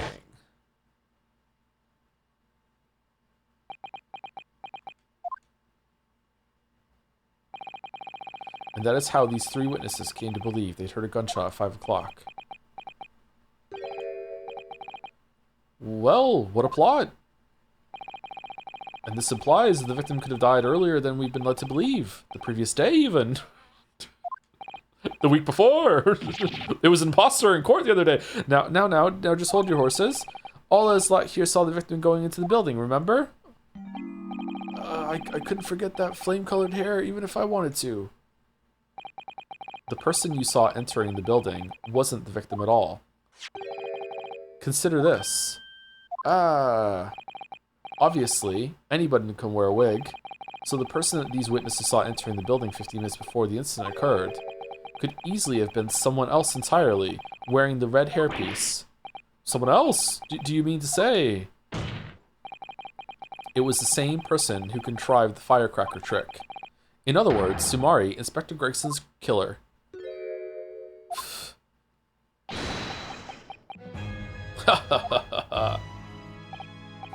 Oh, very impressive, Ryunosuke Naruhodo. Kazuma? Asogi? I'm really quite amazed you've come this far. But after all, wasn't I the one who told you that you had all the makings of a great defense lawyer? I also note the lack of a time of death in this report. A stark omission. I'm not owned, I've known the whole time, I was just pretending to be stupid. But as far as I'm concerned, this whole country's justice system leaves a lot to be desired. Bold move! Fucking prosecutor. Order! Prosecutor Sogi! What on earth do you mean by that statement? I hear that many of the leading members of Britain's judiciary are present to observe this trial today, so we cannot allow even the slightest doubt to be overlooked. The defense's assertion about the time of death based on the victim's stopwatch is just conjecture. But, while the possibility exists that my learned friend may be correct, we have a duty to explore. Why are you role-playing as Van Zieks? It doesn't sound the same coming from you. It doesn't have the same racist kick that, you know, gets us all flared up. Well, certainly, I would agree with you. And what immediately comes to mind is, of course, what was Inspector Gregson doing and where did he go on the day before the incident? You gonna fucking fill up a Hallow Chalice over there? Do you know? The inspector always carried out his investigation work alone. His movements were treated as confidential within Scotland Yard. Weird. Even within the Yard. How do you not know that? However, considering the evidence we've been presented with so far, I'd say it's fairly apparent what case the man was pursuing. Wouldn't you, my learned friend? I do have a feeling about what case he might have been investigating. Yes, I agree. Surely, it's the case of the missing husband for Mrs. Vigil.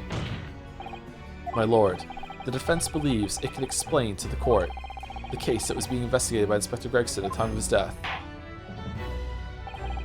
Very well, counsel. Present your arguments to the court. Why do we have to?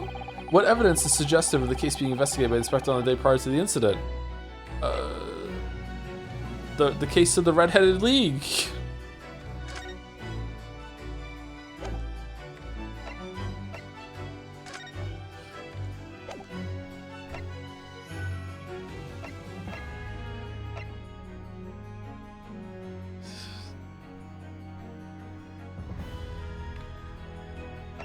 I mean, it's got to be the Reaper case, right? It's all this evidence on the notice board, right? I actually don't know. This case is weird so far. For it wants something really specific from you. Like it could be either. Like there's all this like why the fuck? Like why the fuck is all this evidence in the room there that led him there, right? Like it could be that. But at the same time, there's like why was this picture on the desk and why was he wearing the wig? If he was even wearing the wig.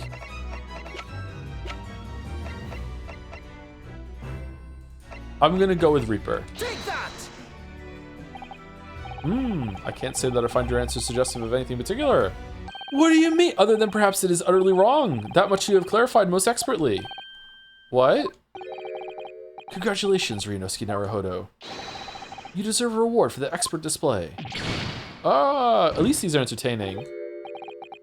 Did you just draw Karuma on me, my friend? My learned friend? I think, Mr. Naruhodo, that there's one particular piece of evidence that really does stand out in showing what case Inspector Gregson was investigating. My lord, I have the answer now. Okay, let's reload it to save the spot.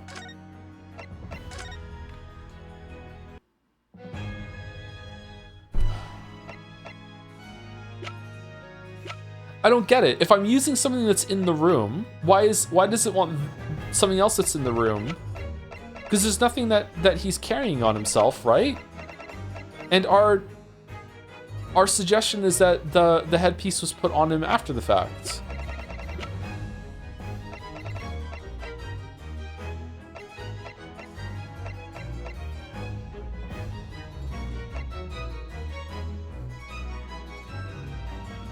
I don't know what it wants from me. Take that!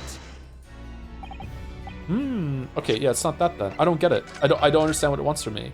There's nothing that he has on his person. What have I missed? Does it have to be something he had on his person? So the reason why it has to be something that has on his person, because if it's not, it's something in the room, which means there's multiple valid answers. So why is one correct and the other one isn't? G4 dailies are really just supposed to be execution. Was it this one? Indications the jailbreak plot was conceived for incarceration. It's believed that the convict engages sort of negotiates with prison staff in order to secure assistance. Full disclosure of information regarding these negotiations will be damned.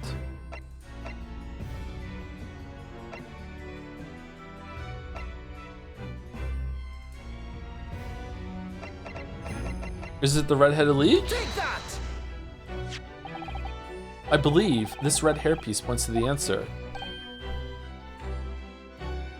What? We might assume it was part of a disguise used to carry out an undercover investigation. Surely not. Such a brightly colored hairpiece would only serve to make this inspector more noticeable. Yes, that's quite true. It would definitely have made him stand out in a crowd. Except that is in a crowd of gentlemen from the Red-Headed League. The Red-Headed League! So, you'd already worked it out. Huh? But we just argued that he wasn't wearing it. Okay, does this not make sense, or did I miss a beat? Sorry if I missed a beat. I don't want to be harsh on the game without it being fair. This feels wrong to me. Is there a step I'm missing, or is it gonna explain it now? I'm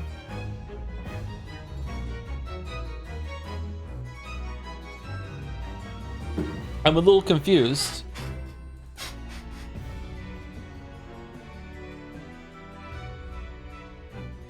The killer was posing as Gregson wearing their hairpiece, meaning Gregson was wearing their hairpiece. But the only reason he was...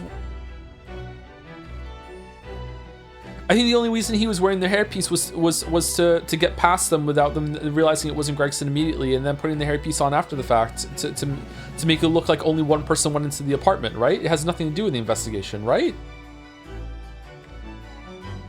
I don't know. I'm confused, but it doesn't matter. Thank you, Arrow, for the bits. Stealing Van Zeek's job wasn't enough for Kazuma. He had to steal Van Zeek's pet name too. We're reaching levels of pettiness never before imagined. Jealous of the attraction that's going on between those two. What on earth is this all about? Is there an extraordinary legal gentleman? The Red-Headed League is currently under investigation for a grand deception. Deception of what nature, Council? None of them have red hair. They've been targeting red-headed men across all of London, tricking them out of small sums of money. 2 men were arrested for the misdemeanor just yesterday, in fact. My lord, the defense calls for those 2 men to be summoned at once. Two redheads. Inspector Gregson clearly infiltrated the Red-Headed League using this hairpiece. So it's very likely they had direct contact with these criminals. And it's quite possible that such contact led to more serious events.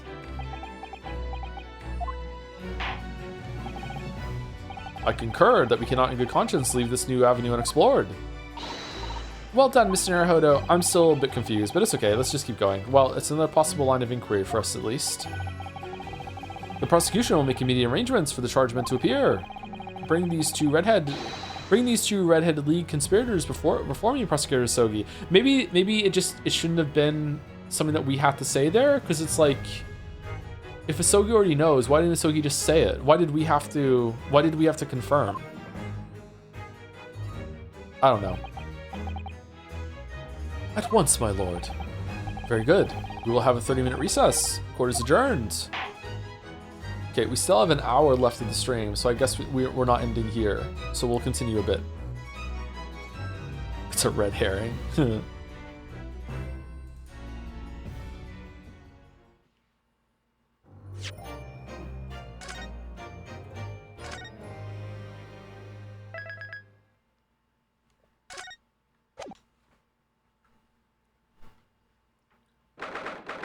Second November, 12:33 p.m.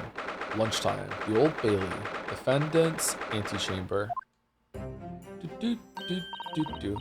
Oh, there you are, Odo. What kept you, my dear fellow? Hello, Mr. Sholmes. Gina? You sure about what you sent in there? That the boss, you know, actually died the day before? It's pretty hard to swallow.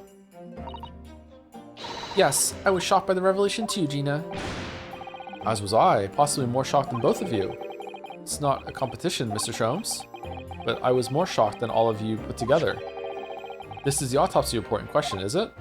Yes, it's strange that there's no time of death noted.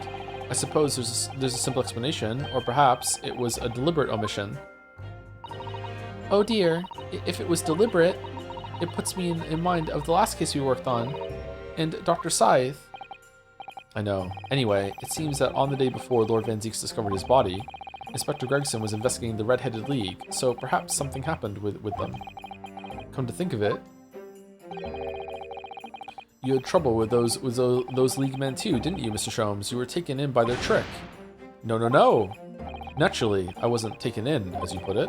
My sleuthhound interest was merely piqued slightly by the rare scent of a weekly £4 income. And that scent masked the underlying scent of deception, I suppose. The two criminals in question are the pair we saw being arrested yesterday, aren't they? In Mr. Sholmes' suite, I mean. That's right, Suze, and it was me what took him in. Thanks to a tip-off by a good law-abiding citizen. Indeed, yours truly. So it's going to be that pair in the witness stand next, is it? Something doesn't quite make sense to me, though. The day before Inspector Gregson was found, you hadn't had trouble with the Red-Headed League yet, had you? Why would the inspector have been investigating them? Well, the likely explanation would be that Gregson's own sleuthhound interest was piqued by the rare scent of a weekly £4 income. Don't tar him with the same brush as you, Sholmes. Yes, well, then there's the whole issue of Inspector Gregson being investigated by Lord Van Zieks for some reason. The Reaper, the Red-Headed League, Inspector Gregson, Lord Van Zieks, and Kazuma. I feel as though he knew we'd arrive at this point somehow. Gosh, I think you're right. I don't think he's right. What's he really trying to achieve here today? All the answers will soon be revealed. Observe the time, my dear fellow. This recess will be over very shortly. Yes, you're right. Bum bum bum bum bum bum bum. Kazuma was determined that he should be the one to prosecute this trial, and he was determined that I should take the defense. Just what is it that he's hoping to make me see, I wonder?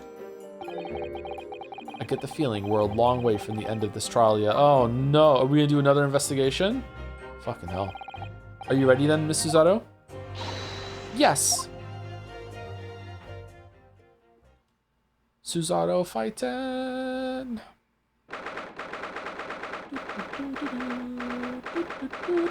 2nd November, 1 p.m. The Old Bailey courtroom. Damn, that was a long recess. Fucking 30 minutes, fucking, like what? In Her Majesty the Queen, I hereby declare this court to be in session again. We resume the closed court hearing of Barack Von Zieks. Here present, who stands accused of murder. Now then, Prosecutor Sogi. My lord, have you summoned the witnesses as requested? Yes, the two members of the Red-Headed League who planned and carried out the deception. They arrived not long ago from the local prison by police carriage. Very efficient, very good. Why is Van Zieks here then? Bailiff, usher the two men into the courtroom.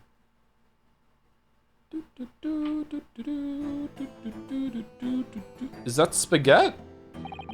Oh, I would murder some spaghetti right now. Oh, should I go make spaghetti after this? I'd have to go to the grocery store and get some mincemeat and I need everything actually. No, I have some gluten-free pasta. Oh, I would love some spaghetti. Oh no, I'm so hungry.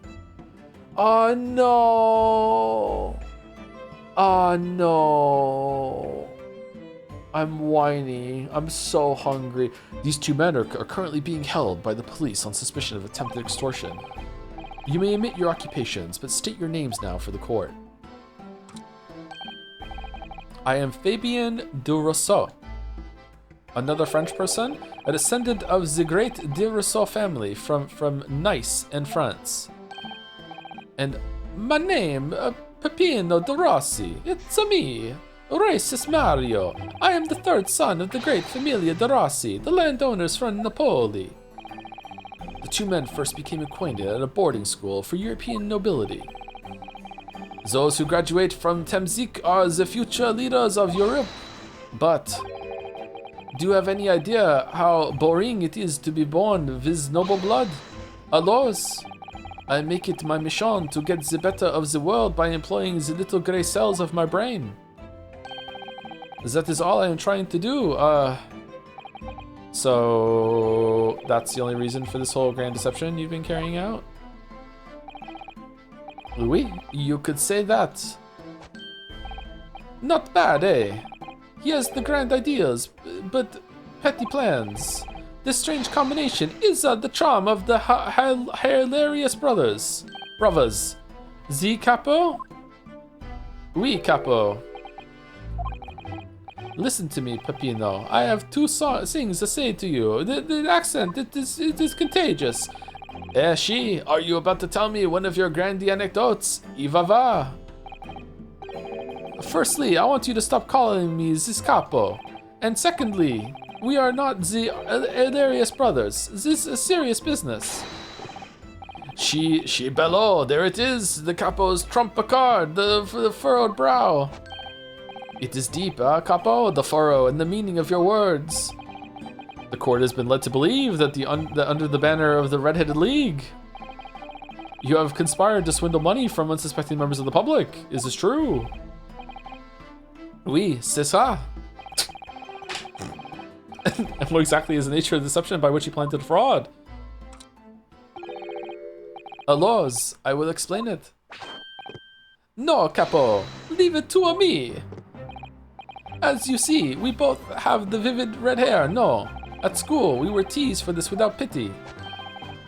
The capo here, he was many times behind the schoolhouse crying like the Trevi fountain. What?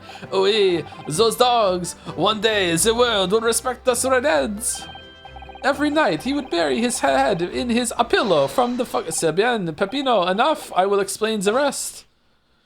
Oh my god, I'm going to die. The first step was the newspaper advertisement. About 1 week before the plan was put into operation, we listed the same notice in every paper in London. Yes, we saw that notice.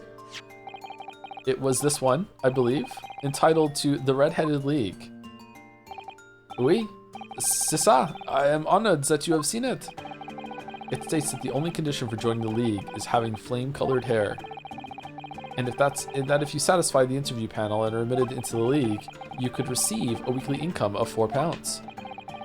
On the date specified, red-headed hopefuls gathered in droves at a park specified in the advertisement, and from each person present, this pair took an application fee of 5 shillings. Whoa! What a grift! And with the money to France, it was a plan most elegant, no? No, it was most dishonorable. But to be frank, the cube, I'm stunned anybody was foolish enough to be taken in by such an obvious trick. The park was described by one witness as choked with red-headed folk like a coster's orange barrow. And the day on which all these men gathered to apply was the day before the victim was discovered. Crucially, these two men spoke face to face with every single person present that day, and among them was Alex Yeek. Oui, I have seen more red-headed people in one day than I will see the rest of my life. See, and now, every time I see the capo's hair, I feel sick to my stomach. Anyway, why have we been summoned here today? Sorry? I beg your pardon. The date for our trial was not until tomorrow, I was told.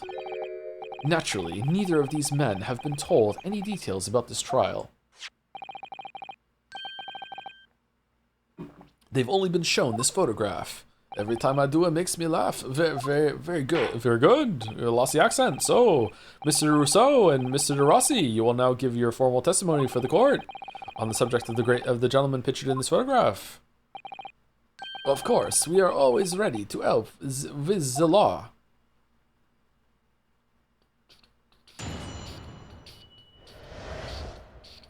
The man in the photograph. We had more than 1,000 red-headed people assembled in the park on Lime Street that day. But I don't recall the man in this photograph. Hey, capo. No, I don't remember him. Obviously, he is dead now, but I assure you, he was not in the park. Alora, this victim has nothing to do with us. You remember all the 1,000? Fuck off. You have a lot to answer for, Peppino. It is your fault that we got caught in the first place.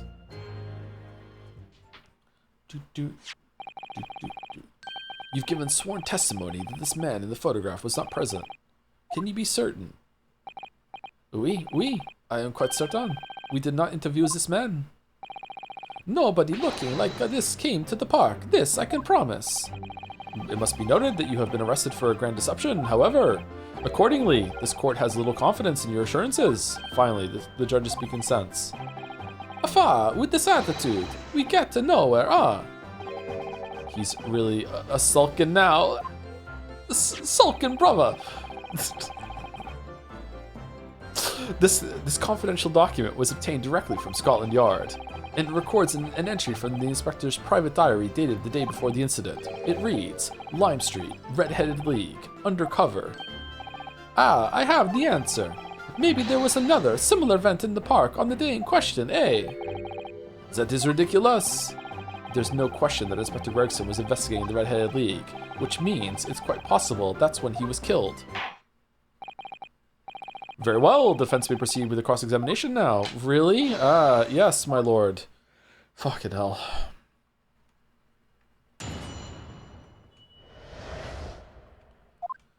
Doot. We had more than 1,000 ready people to assemble the park on Lime Street that day.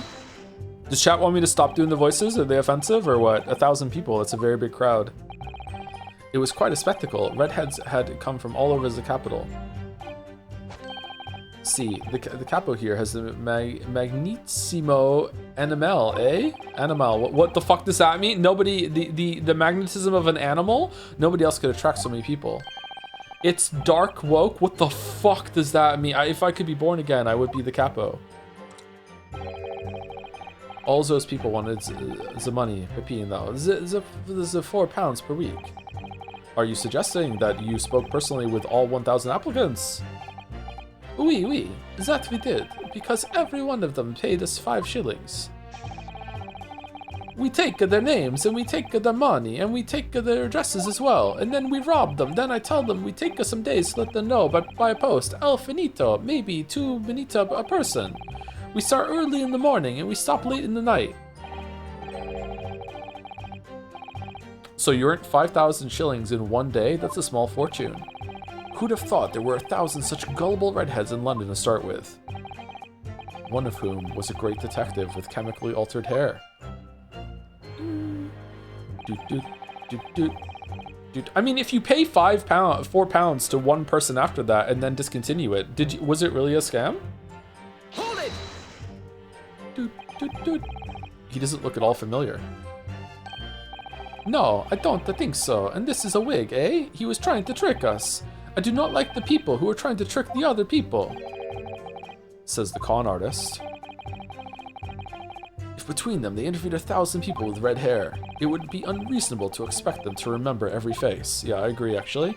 No, senor, I may be small, but my memory is very large. I never forget a thing. In my opinion, I do not think this man was in the park. Why is he doing the "you do not own an air fryer" pose? But he's not going to give the court a definite, it seems? Yeah, okay. Hey, Capo, you didn't see a man like this, huh? No, I do not remember him. And obviously he is dead now, but I assure you, he was not in the park. But according to what you've said, you spoke with 1,000 or more people that day. Oui, is that true? My eyes were burning by the end of the day. Surely then you can't actually remember every single face. How are you so certain? Why does this matter that this particular man wasn't present? What are we building to? Normally, the red hair is very distinctive, eh? But not when you have 1,000 redheads crowding around. It's just an eyesore. Okay, he's vampire. The other guy is, no, I can't. They're so similar. Like French and Italian sound exactly the fucking same. And if there was some other information you could have give us, maybe we would recall. That is not the line, Peppino. Remember, we do not remember him. We are sure of that fact, huh? If there was a man with a red hair piece, but his mustache did not match the color, then I do not think I could have forgotten him. Oh, that's true. Yeah, that's true. Okay. Kazuma said these two had only been shown that photograph and they'd been told nothing else at all. I literally, for the last 10 minutes, I cannot stop thinking about eating spaghetti. Oh, like the cheese with the sauce and the minced. I cannot stop thinking about eating spaghetti. What, for example, one of the detail about the victim, for example, his name is fish and chip. I can certainly appreciate that just knowing the man had red hair wouldn't help you remember the situation. But what if I told you that the man was always munching on a packet of fish and chips? Do you remember a man who was eating incessantly? You saw Italians eating spaghetti? No, I saw someone eating spaghetti. Look, it's on the fucking screen. Not really. I was only looking at the heads of the applicants. I wouldn't have noticed the fish and chips any more than the caviar and smoked salmon. Or spaghetti. Me, I love the spaghetti. I do too. I want spaghetti. Oh, really? I had no idea. Gluten-free spaghetti is actually one of the rare things that that's gluten-free that tastes like pretty much just as good. Like gluten-free pasta is awesome. Fuck, tell them again what you said before, Peppino. Z, capo, si, I say it again and again. I love the spaghetti. Do I have to go through that again and pick the other options or no? Should we do it just in case? Hold it! Chat, why are your streamers starving? I know, right? They demand the streams before I eat. It's crazy. Ain't no way in Europe gluten-free pasta sucks. I don't know what to tell you. Over here, it's great. I can certainly appreciate that just knowing the man had red hair wouldn't help you remember the situation. But what if I told you that the man in the red hairpiece was actually a detective? The man in the photograph, a detective? Then why is he dead? Yes. It would appear he found your notice in the paper suspicious and decided to investigate incognito. Sorry, but this changes nothing. Okay, I can't be fucked. I'm not going through it 5 times. We're just going. I'm sorry, we're missing dialogue. Something to add, Mr. DeRossi. Che? See, I am always adding something. Parmesan, olive oil. Oh, I'm so hungry. What I mean, I'm sorry. I'll try to stop. What did you not agree with your friend's last remark by any chance? Oh, garlic bread. Oh, spaghetti with some garlic bread. Oh my god. Oh. Oh man. Oh, garlic bread would hit so well right now. Oh, holy shit. The garlic, the cheese, the carbs, her posture. Eh? What did I just say about the detective? Keep your mouth shut, Peppino. You have said enough already. Oh, why you say my line? But why, Capo? What is the problem? There was a man who said, I am an inspector from Scotland Yard. Oh, what? Oh, good lord. Order. Explain this volte-face in your testimony, witness. It's simple. A man who was at the park said to us that he was an inspector. There was no such man. Shut the fuck up. My day, what are you saying, Capo? Have you forgotten, eh? I have forgotten nothing. Nobody like this came to the park. Basta, Capo, basta. You beat me at many things, but not two. The memory and the meals. Like I said, when is the time to eat the pasta? No one is a fasta. It's me when the stream is done. But you are inferior to me in every other way, so shut up.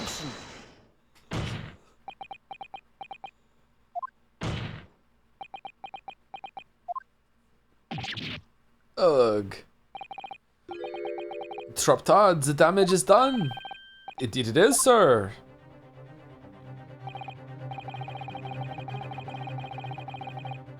There was a man who came to the park and he said he was an inspector from Scotland Yard, but it was not this man in the photograph.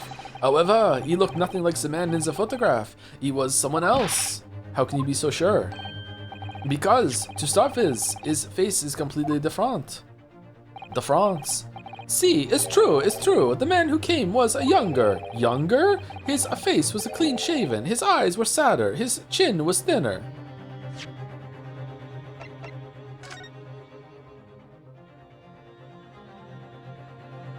Or Sherlock? Boom, boom, boom. No resemblance whatsoever then. Anyway, I was not going to be fooled. I took the obvious precaution and said to him, if you're really a detective, show us the proof. See, the capo here, he doesn't take no nonsense, eh? But he was well prepared. He said he had identification. Identification? You mean official police inspector identification? That is most unconvincing. Sorry, my lord? Counsel, no incognito inspector would offer his identification for inspection. It's quite out of the question. Okay, Judge, he was fake. Definitely. Why would he expose his true identity? Clearly, the papers were fake. Certo, Capo, you are a genius. As we say in Italia, it takes a thief to recognize another, eh? And what happened after he announced that he was a detective? He became very annoying. He said, "You are under investigation unless you give me £4. So I took his papers from him and chased him out of the park. It was a fascinito. And look, here's the identification. So you stole from the man. He had it coming. He made us very scared. But he was not who he said he was." Indeed, the person described does not appear to have behaved as a true inspector would. However, I believe it would be prudent for these identification papers to be entered into evidence. Humph, but I like them. Fucking hell, I like them. Fuck it, it's right Mr. Rossi. Okay, let's look at it. Now, let us return to the witness's testimony.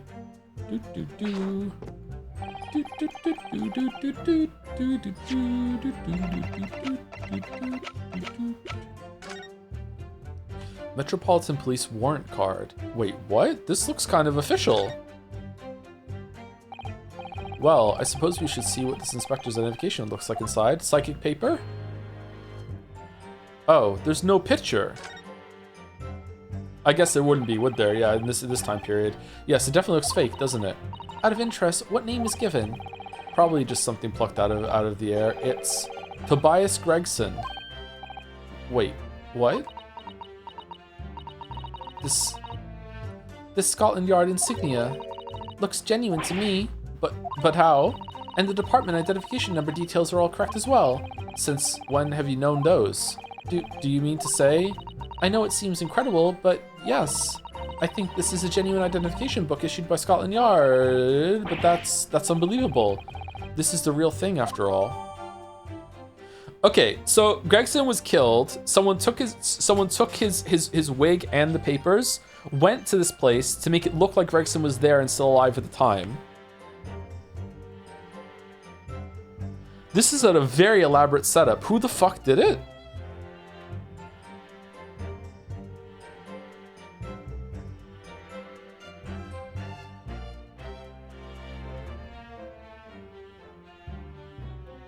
Huh. Is it the Vigil guy?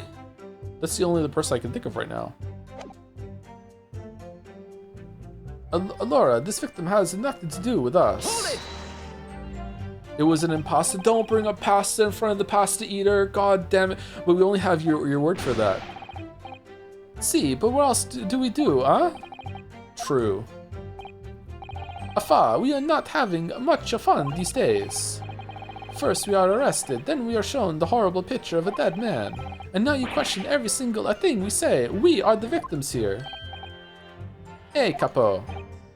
No, you were caught carrying out a plot to swindle hundreds of innocent people. Duh. Humph, you had to bring that up, eh? It's not fair. Hey, Capo. You have a lot to answer for, Peppino. It was your fault if we got caught in the first place. What you mean by that? Cavolo, you promised not to say. Hey, Capo. I kind of need to pee, chat. Do you mind if we take like a 2.5 hour break?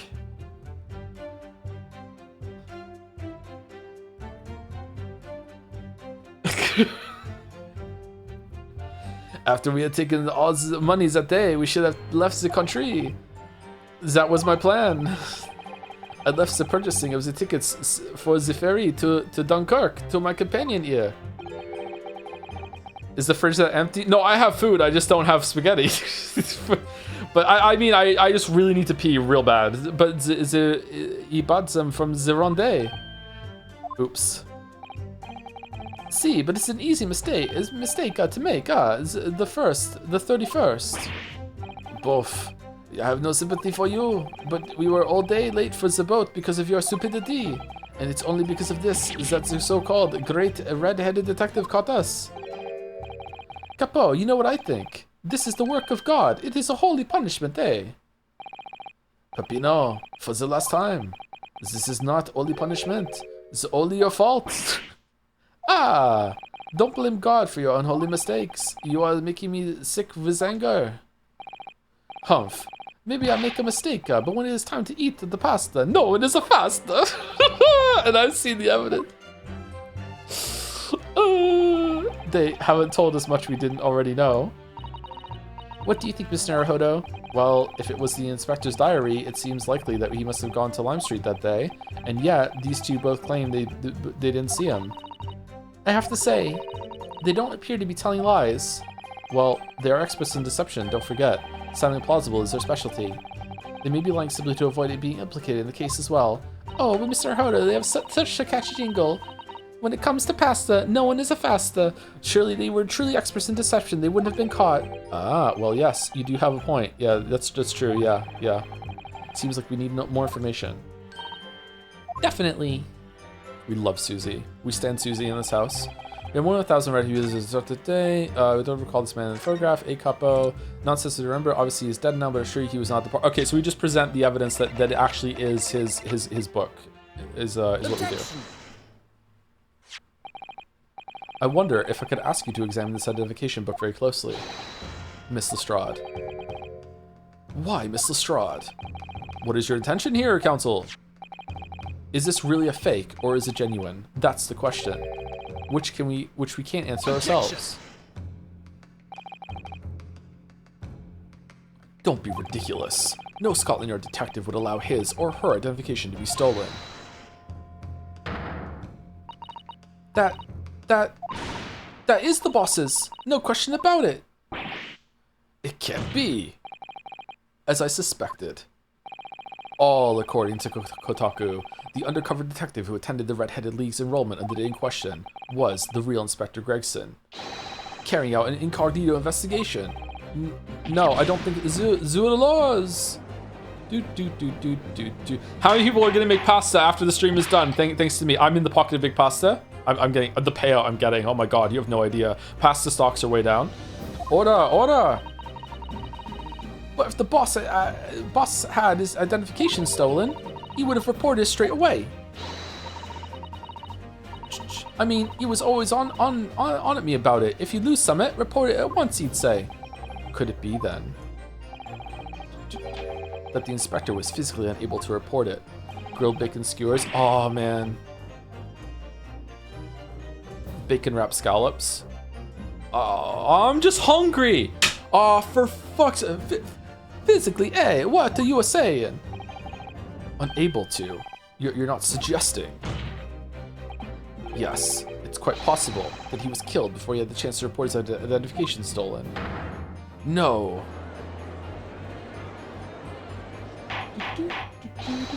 Order!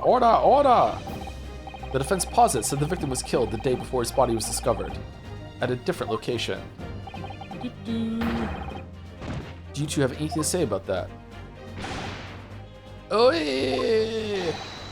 No, nothing. Oi! I had done nothing. Oi!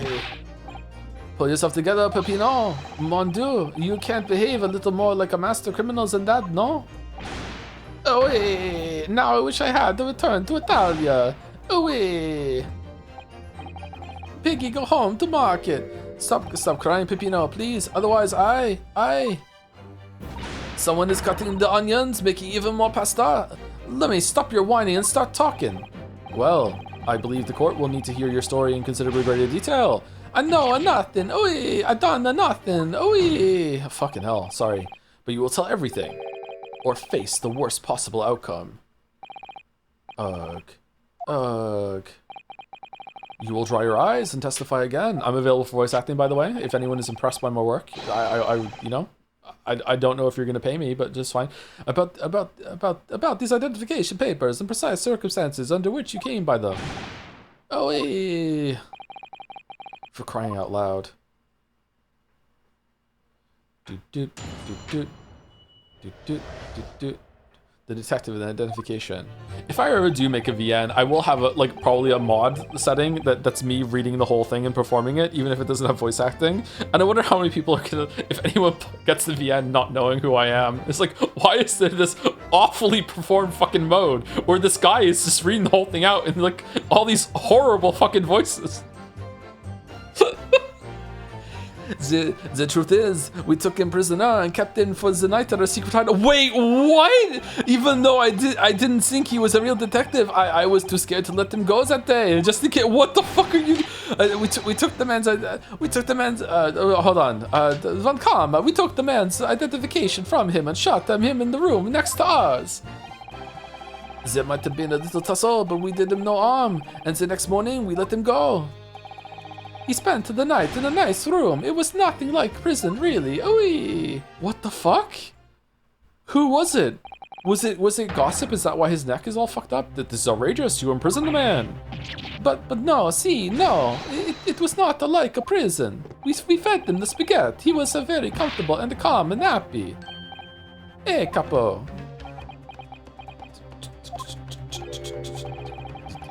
It was never a part of my plan, I swear it.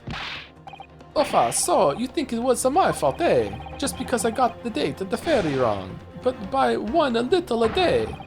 I do not think it was your fault, Peppino. I know it. No. Por favor, capo. It is not fair. She'll have plenty of time for squabbling back at the prison, gentlemen. Uff, I don't believe this. How could he have been a real detective? Counsel to the defense, proceed with the cross-examination. So, on the day before the incident, Gregson spent the night confined in this pair's hideout. But they said it didn't look like him, and we can trust them. It's not like they lied about anything else. The detective and identification. I think we should let him go. I think they're fine. The truth is, we took him prisoner and kept him for the night at our secret hideout. They fucking folded, like me doing my bit with chat. Do you realize what you're saying? You have to believe me. I never intended for that to happen. And I'm sure the detective did not intend it either. Do you think?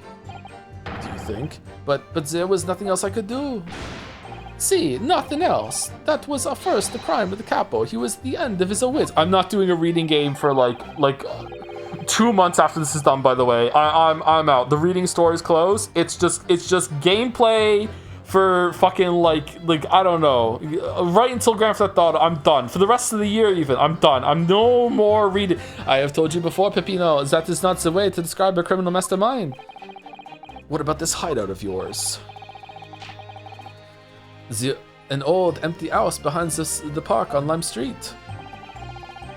We rented the place for 2 days. It was an inspired idea by Capo here. An impulse idea, I would say. Remember 11 Malloy? Yeah, but at least it's someone else reading with me. No, not impulsive, inspired. Hey, Capo, the wrong fucking voice. I fucked it up again. What am I supposed to say to that, Peppino? Especially when you talk like me. And it was in the house described that you just can't find Inspector Gregson, was it? We're all the French now. Ugh. Oui. But you have to remember, I was under the impression that he was a pretender, not the real inspector. That doesn't quite add up, though. If you didn't think the man was a real inspector, there would have been no reason to take him prisoner, would there? No, you are right, but we couldn't be completely certain. I'm the fucking guy from Agatha Christie now. Even though I didn't think he was a real detective, I was too scared to let him go that day, just in case. Too scared, why? Perot, yeah, Perot. Because why had he come to the park? We didn't know. There was a chance that he had seen through my plan. And if that wasn't the case, he would go straight to the police station to blow the whistle on us. Even if he was just feigning to be an inspector, he was up to no good, without a doubt. I think most people would agree that it's you two who were up to no good. I'm on their side, actually. I think it's fine. Well, let's see. You may be right. I don't think they did anything wrong. Hey, Capo.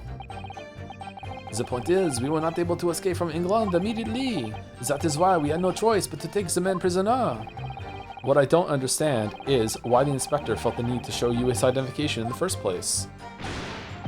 See, I asked myself the same question.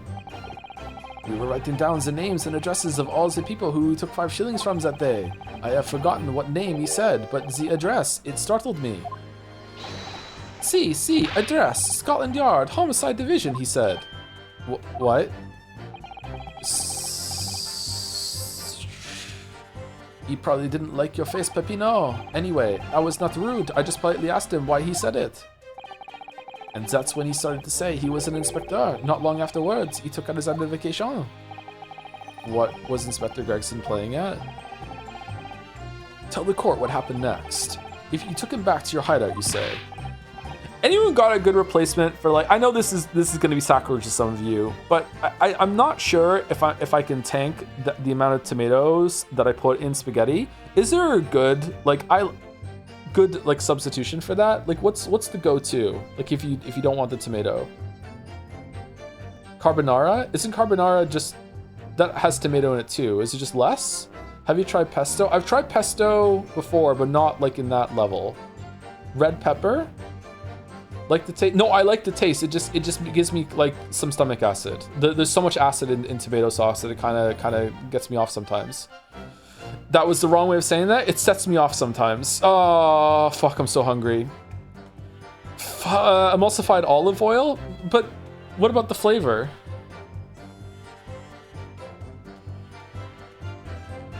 Cut it with the Pepto.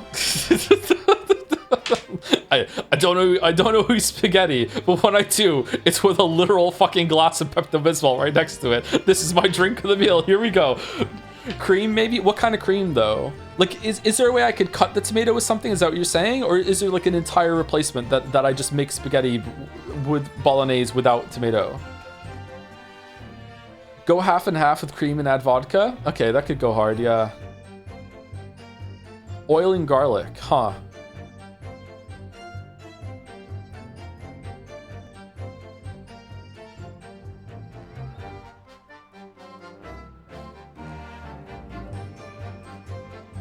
Red wine, maybe? I think red wine would have the exact same problem. Highly acidic things set off stomach acid. Cooking stream time? Maybe we should, yeah. Maybe we should make a bunch of them and see. Everyone posts their favorite recipes and Jazz, and you decide, and then I can make them all and I can take a picture of them, and that is the genesis of our own Jazz Scrandle. I like the tomato though. The tomato adds a lot to it. The mix of like the ground beef and the tomato and the cheese is just such a good combo. Like the sweetness of the tomato is just like with the cheese is just, oh man, it's so good. So I want something that tastes kind of like that, but maybe there isn't a good replacement.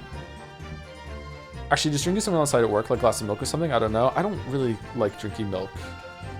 It might though, I don't know. See, we took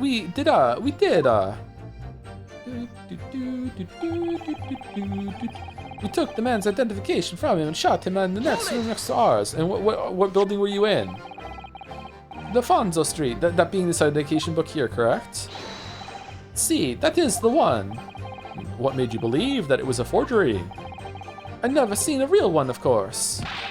But he was so suspicious, this a man. Alora, this is something I think about a lot, is that when an official comes to you and says, hey, I work for FBI, CIA, whatever the Canadian equivalent is, here's my identification, just look at it and go, well, I don't know what the real one looks like, so maybe? It also, it fucks me up so much that law enforcement's allowed to lie to you. Because if they're allowed to lie to you, how can you trust anything you say? Yeah, you're under arrest. Yeah, but you're allowed to lie to me. Not about that though. Is that a lie? It's like, I understand why, because like you need to be able to lie to do certain jobs, especially in social situations. But at the same time, like, what the fuck? Did you see that when I ordered my overpriced CPU, they only packed one 10-gram bag of Haribo Gold Bears with it? Recession indicator? Oh shit! I'm sorry, Baldur. I'm sorry. That is a recession indicator. Yeah. I have ice cream for dessert, and it'll cancel out the tomato sauce. I'm a scientist, so it will definitely work. I do like Halo Top ice cream. Fuck. That's a lot of calories, though. Like, the spaghetti is already, like, over my calorie budget for a meal, and then I have to follow it with, like, fucking, like, 400 calories of ice cream afterwards. I'm so hungry, too! God damn it! What are you gonna have, Errol? Fucking hell. Can I even make it to the grocery store? I'm wilting away. I feel weak, man. I'm so hungry. I'm vibrating. I feel my stomach moving. I'm making a Thai red curry? That sounds good. God damn it. I'm making pasta because the stream is fucked up. I'm sorry, Mouse. Oh my god. When it comes to the curry, no one else is in such a hurry. Sorry, I'm sorry. Allora, I was thinking, it must be falso. Hey, capo. Oui, it is just as Peppino has said. We were convinced it was not genuine. And so, together, the hilarious brothers, we took the man captive. All we did was shove him inside a locked room. And then he was dead. And then we made the preparations to transport all the money. Mmm. In for a penny, in for a pound. Do you not have those cookies? I'm done. I ate them all. I buy like one pack every week or two, and I usually have like one during break. Yeah. I ate them all. I haven't gone back. I didn't get more. Fuck. There might have been a little tussle, but we did him no harm. And the next morning we let him go. I have food. I just want spaghetti. What do you mean by a little tussle exactly? Boff, it was nothing. Just a minor incident. The Falso Inspector, he was a real piece of the work. Eh, capo? What happened? Afa, it was a disaster. We gave him a nice room, and what does he do with it? In the middle of the night, he tries to escape through the ventilator. Can you blame him? We chased him, Biencio, and we caught him again. And we knocked him over the head. Can you blame us? Get the fuck back here, Frey. Wait, you didn't shoot the man in your haste, did you? Zit, who do you think we are? Of course not. Friends should not use guns. I simply caught hold of him again and took him back to the room. Excuse me. Mr. Rossi, is something wrong? Me. Something Mr. DeRosso just said, it seemed to make you, it seemed to make you act even more strangely than usual. What was it all about? Cavallo, at times like that, you don't want to have the capo after you, believe me. And I speak from personal experience. Personal experience? That is enough, Peppino. There is no need to say more. I'm getting more into the accent as it goes on. The truth is, the night before we put the Red-Headed League into plan into action, I was scared. It was not fair to the capo, but I tried to run away. It's a shame you didn't manage it. But the capo here, he came after me like the turbine. What? And he dragged me back to the house, kicking and screaming. I still have the bruises to prove it. Eh, capo? Bruises, you say? You want to see? You want to see my fantastical bruises? Is that the same neck thing that was with what's his face? Gossip. Gossip went and okay, so the three of them were hired to do a whole fucking ruse cruise that got the firecrackers from Venus, got Gossip to go and pose as the fucking detective outside, and then came at the fucking thing, and then came back and then fucking like stand here and wait for the gunshot, and who the fuck knows what the other guy, maybe the other guy was just dragged along for it and wasn't meant to be there. Yeah, that's enough now, Peppino. No one wants to look at any part of you. Whoa, what to do? I show you, or I don't. I show you, or I don't. You do, now. Allora, if everyone wants to see, then I do it. Echo, you see, it is still very visible. All consensual, I assure you. That red ring around your neck. You got that when you were dragged back to the house? See, the capo, sometimes he is very rough, and that's enough. Peppino's neck is nothing to do with what we are actually talking about here. You have my word. Oh, yes. What is your opinion, Council? About this red ring around Mr. Rossi's neck? I wonder, does it matter? Hell yeah, it does. Mr. Rossi, I'm going to have to ask you to amend your testimony with details about that mark on your neck. Hey, Capo, you see, everyone is interested in what I say. Get the fuck, ugh. Very well, you will amend your testimony as requested, Mr. Rossi. See, if you really want to know. There's only 6 minutes left in Streamium before Joe can go and make the pasta, but he has to go to the fucking store, which is like an hour away, there and back. And also, I don't have time. He tried to escape, but the capo put the collar on him and dragged him back. Wait, the collar? Like he did to me, see? Collar? Are you saying that red mark was caused by... See, a big collar made from the leather. A leather collar? Is this true, Mr. De Rosso? What? We had a Saint Bernard at home when I was younger. It is a souvenir from that time with a very strong chain. A strong chain? And you put that around your friend's neck? This is not my friend. I'm sorry, I was so angry that he was leaving me alone. You did not have to tie the chain to the leg of the bed. Though, I would not have tried to run again. What are we doing? You didn't do that to Inspector Gregson as well, did you? Treat the people equal, is the capo's here motto, eh? It's starting to sound a lot more like a prison all of a sudden. The capo is a tough, but the capo is a rough.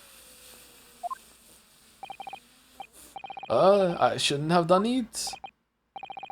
So the following morning, when you released the inspector, he had a red ring around his neck, just like me.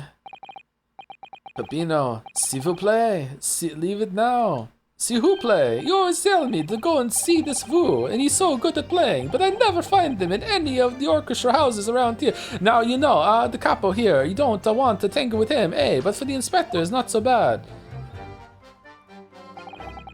He spent the night in a nice room. It was nothing like a prison, really. You took away a man's freedom, however comfortable you make it sound. You were still holding him prisoner. If you say that, then I say this. There's something that takes away our freedom too, the lack of money. Got a point. And so are the prisoners as well, all of us prisoners to capitalism. Huh? No money, no freedom. This is the truth. No body, no crime. It makes me mad and it makes me sad. What can we do? Well, if you feel so disenfranchised, take money to court. Though it'll cost you. Kazuma, what the fuck? My boyfriend can't be this cringe? What the fuck, man? Uffa, there you have it. You see, that is why we need the Red-Headed League to fight for the justice. Perhaps he has a point? No, Mr. Naruhodo. All we did was give the man a comfortable place to sleep for the night. And you say it was a prison, Perhaps he has a point again. No, again, Mr. Naruhodo. You should have heard him snoring. My day, if anyone was disturbed, it was us. We are the real victims here.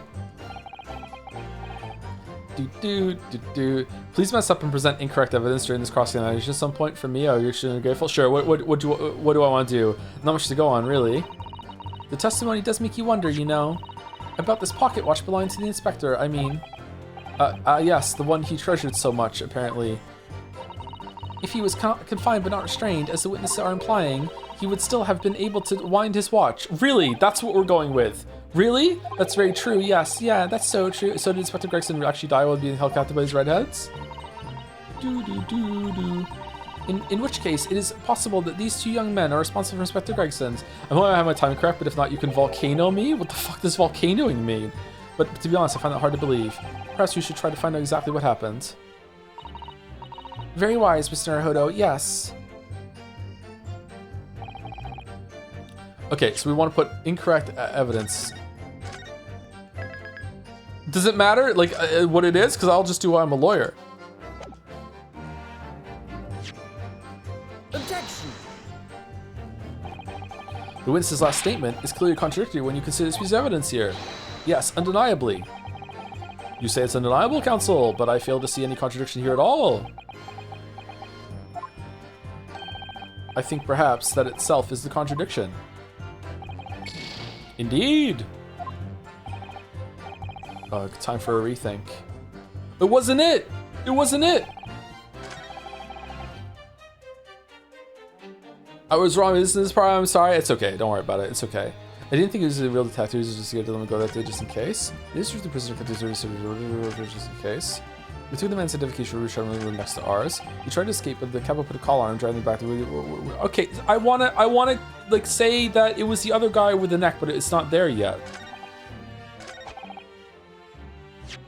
Does it want me to just put the watch against, like, it wasn't like a prison? Then why wouldn't he round his watch then? He doesn't have any marks on his neck. Objection. So the day before his body was discovered, Inspector Gregson was taken prisoner while working incognito. No, it was not like that. It was hardly a prison. It was an invitation to stay. It was only... My greatest apologies. Now you're bringing up cheese when I want pasta? What the fuck? Why just roast and woe? However you describe it, there's one glaring inconsistency that remains. What inconsistency is this, counsel? I would ask the court to look closely at this photograph of the victim, Inspector Gregson.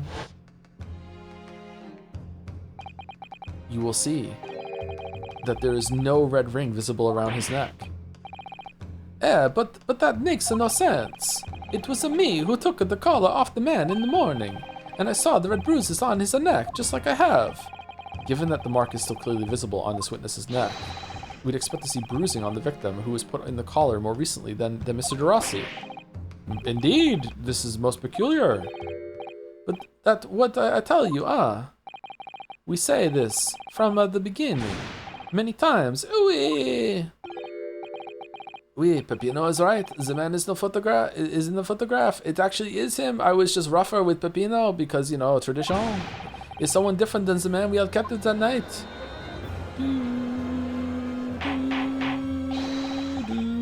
Order. I'm gonna make some mac and cheese from scratch. You're gonna milk a cow? Holy shit. It would appear then that on the day before the incident, the man who visited the park on Lime Street posing as an incognito inspector was not Inspector Gregson at all. If that's true, however, how do you explain the inspector's identification? This is a genuine identification book issued by Scotland Yard. It's inconceivable that someone could have stolen such an important item from the inspector. The prosecution made that assertion itself. Oh shit, I did. And we also know that the inspector had made a note about the Red-Headed League in his diary from that day. Get owned, Kazuma. You're so owned. Get fucked. You should have been on this side with us, but no, you chose to be all over there by yourself, like a Mr. Grumpy Pants. Don't like you anymore, which surely means that we can't divorce the two events completely. Hashtag exclamation mark divorce. The inconsistency noted by the defense is most troubling. If it were the real Inspector Gregson who these two redhead gentlemen encountered, the fact that no bruising could be seen around his neck defies explanation. But equally, if they actually encountered an imposter, how did that person come to be in possession of the real Inspector's identification? Does the defense have some plausible explanation, counsel? The whole thing defies explanation. It is for precisely these occasions that we keep meticulous notes in the court record, Mr. Naruhodo, because those are the facts, and the facts cannot lie. I mean, they did last case. No, the facts can't lie. Even when they point something so incredible, it's almost unbelievable. They lied a lot last case. Well, my lord, the true identity of the person who turned up in the park for the Red-Headed League's enrollment is revealed by information in the court record, I believe. Okay, is this part? I meant this part. Can you present the wrong person? Okay, all right. Very tantalizing, Mr. Naruhodo. So why don't you help us all to see whatever truth is that you've apparently seen? Who exactly is this inspector that appeared before Mr. Russo and Mr. Rossi? Okay, so you want me to do Gregson himself, or you want to do an imposter and then do the wrong person?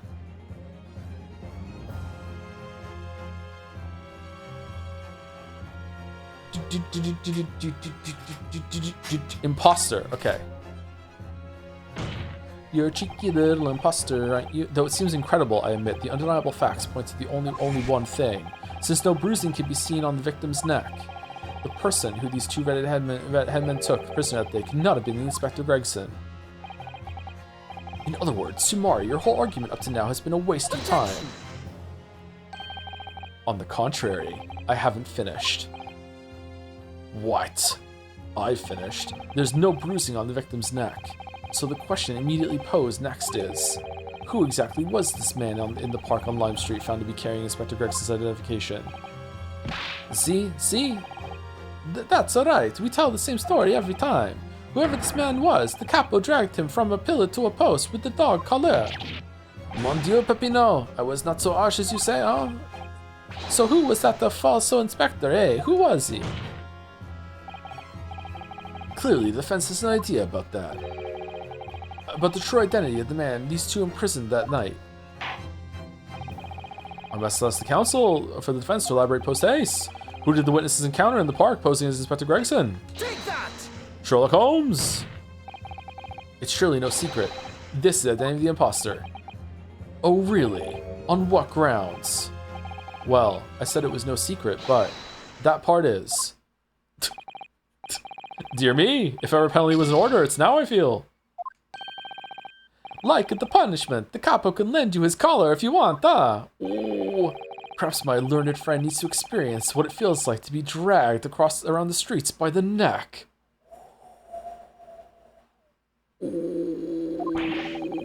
I'll use my imagination, thanks.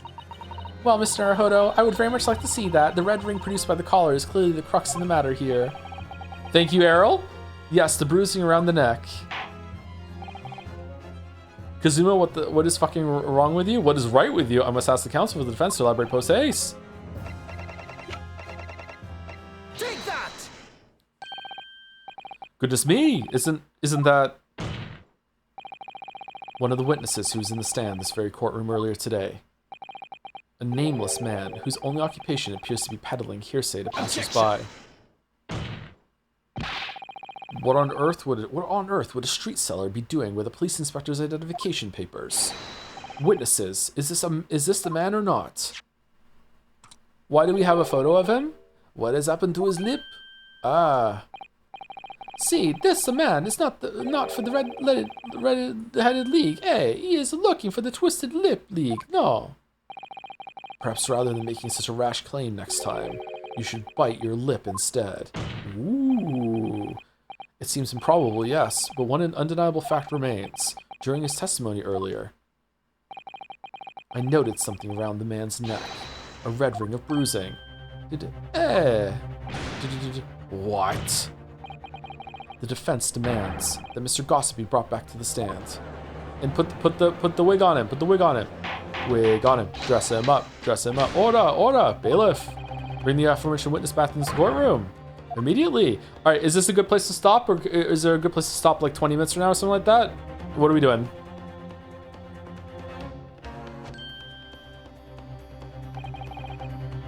Well, I never. An undeniable ring of bruising, indeed. And identical to that of the witness beside him. Now what's going on here, eh? I've always had this me. It's a birthmark, innit? Are we about to go into a recess or the end of the trial, though? Or because that would be a better safe spot. Or is this going to go on for like another hour?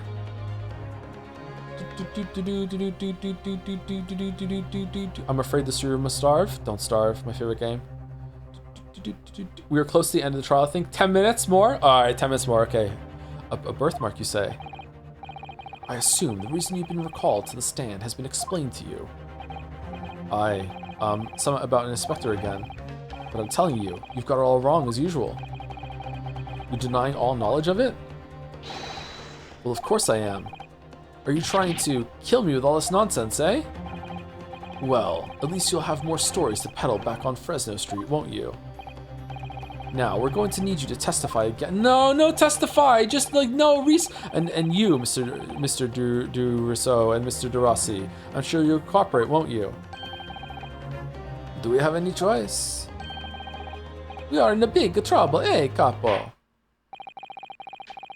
That's not true. There's no recess for a while. Well, that's quite enough dilatory chatter. Proceed with this testament. Yeah, there's quite enough dilatory chatters. Yeah. Fucking hell! Can't believe I fell for the fucking 10-minute gambit again. Witness testimony. Fucking pause. Save it. Save it. Save it. Save it. No, I want to save it. Okay, we're saving.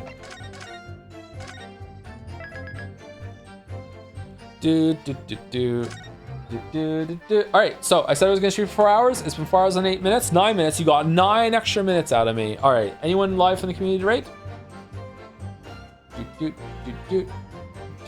Walrus is live. We're rating Walrus. I'm putting my socks on so I can put my shoes on so I can get out the fucking door and get some food. I'm multitasking. I'm so hungry. All right, here we go. Are you having pasta? I don't know. I don't know if I can make it to the grocery store and back. I'm so hungry with these hunger pains. Please share pics when you get it. I'm not sharing my cooking to the community. Are you fucking insane? Do you know how people get? It's like sharing like fucking hygiene habits and code. No fucking way. DM it to me so you can leak it.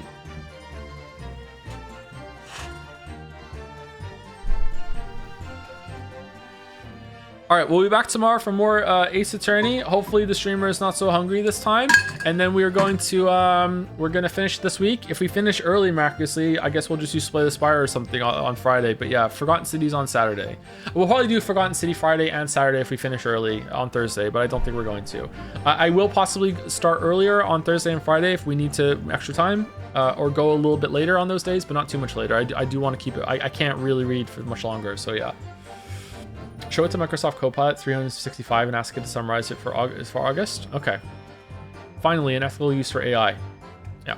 Anyway, thank you very much. Hopefully, I wasn't too whiny about being hungry, and the jokes weren't too bad because again, I'm so hungry. But yeah, see you tomorrow. Have a good rest of your day. Thank you very much, chat. Happy birthday, Gatsby. Happy birthday, Annie.